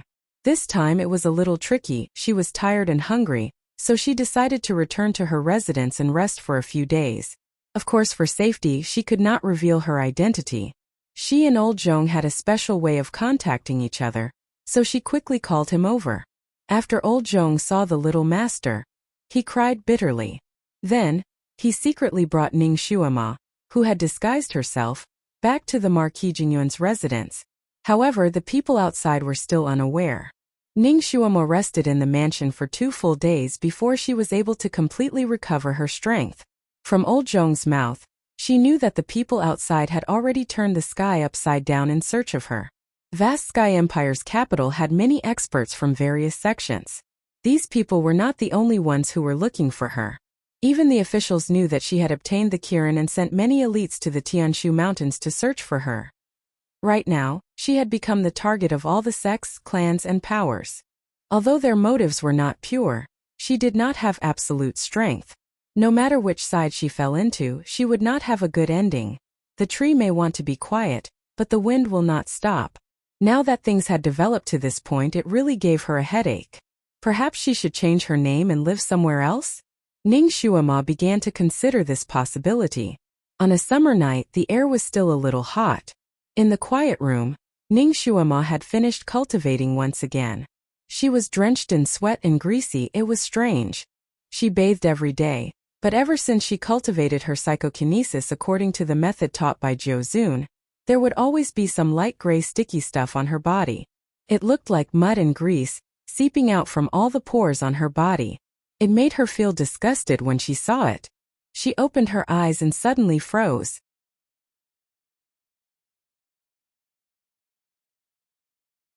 Chapter 297. On the praying mat opposite her, there was a person sitting leisurely. His red clothes were like fire, and he was as gentle as a poem. He supported his chin with one hand, and the other hand was holding the praying mat. When he saw her open her eyes, his light red lips hooked up. He smiled like a gentleman, but the words he said were not gentlemanly at all. "Little girl, are you practicing the smelly toad skill? So smelly. So dirty." The red-clothed evildoer. All the muscles in Ning Shuama's body tensed up. He actually found her here. Speaking of which, this big devil had just escaped. Why didn't he go out to enjoy the beautiful world? Why did he come to find her? To take revenge on her? You and I are even, aren't we? What brings your excellency here? Ning Shuama quietly took 2 steps back. She quietly took a small box from the table in the corner of the room, and then quietly stuffed it into her sleeve. Little girl, you used me to escape and threw 3 troubles to me. You made my hands stained with blood, so I'm a little unhappy. The red-clothed evildoer stood up and opened his 2 palms to look, as if he was a little regretful. Please, I'm your benefactor who saved you. So what if I used you a little? I saved you once and you saved me once, so we're even. No one owes anyone anything. But I like to owe others and I don't like others to owe me. So even is not possible. The red-clothed evildoer's sleeves fluttered as he approached her step by step. Ning Shuama took another step back, trying to pull away from him. Then what do you want? You already swore that you will never do anything to hurt me. Oh, it seems like I did make such an oath. Little girl, your memory is not bad. But I only swore that I will not personally take your life. I did not say that I will not do anything else. He looked at her and smiled. For example, bring in the people who want to get you. There are so many people outside looking for you. I didn't expect a little girl like you to be so popular. If they know that you are hiding in this mansion, TSK, what do you think will happen? Ning Shuama's face slightly changed. What do you want? Be my servant. The red-clothed evildoer laid out his conditions, and even spoke in a tone as if he was bestowing a favor. There aren't many people in this world who are qualified. Little girl, you're lucky. Lucky my ass. Ning Shuama really wanted to slap him back into the crystal coffin. Opening that crystal coffin was definitely the biggest mistake of her life. It was like opening Pandora's box. And if I don't want to? Oh, that's a pity. The red-robed evildoer spread out his hands, then disappeared Ning Shuama. She thought that he would be entangled with her for a while, maybe even have a fierce battle, but she didn't expect him to give up so easily. How could this red-clothed evildoer be so easy to talk to? She didn't believe it. Ning Shuama circled the quiet room like a whirlwind, searching for traces of the red-clothed evildoer. After a while she finally gave up. That pervert had really left. She couldn't sense his aura at all. She paused for a moment in the quiet room, then walked out in large strides. Since that bastard found this place, he must know all about her. If he really attracted other people, then she would never have a day of peace. So she better take this opportunity to escape far away. The quiet room was built on top of a small lake in the back garden of the Marquis mansion. It was connected to the shore by 9 winding corridors.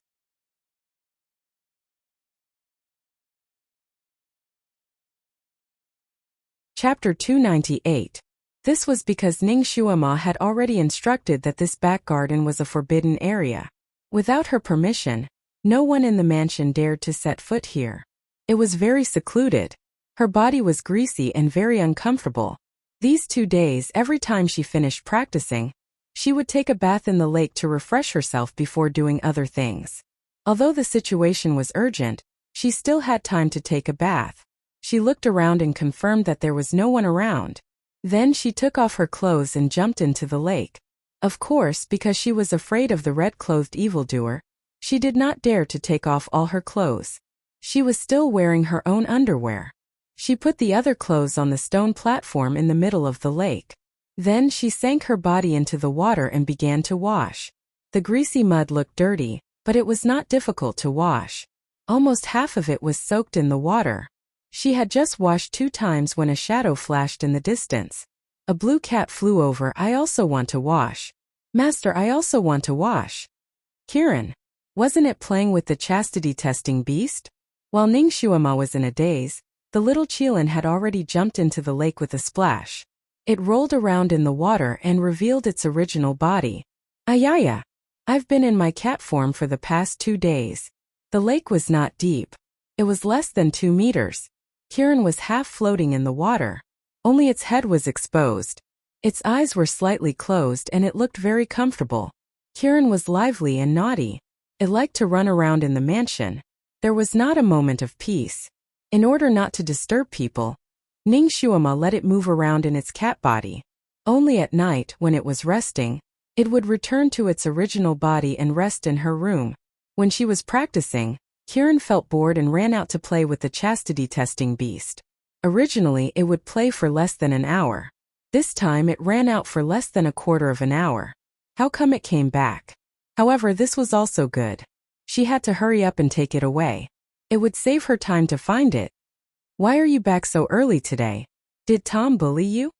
Ning Shuama poured a handful of water on Kiran's head. It doesn't dare. However, it's strange that it's not as afraid of me as other beasts. Its soul aura is also a little strange. Also, I can't understand its beast language. Kiran was puzzled. Ning Shuama snickered. Kiran also spoke Chinese. It understood the animal language, but it might not understand English. Poor Tom. It wasn't easy for him to find a beast that could speak, but he still couldn't communicate with it. By the way, Master, that fellow actually likes to read books. The words on the book were also quite strange.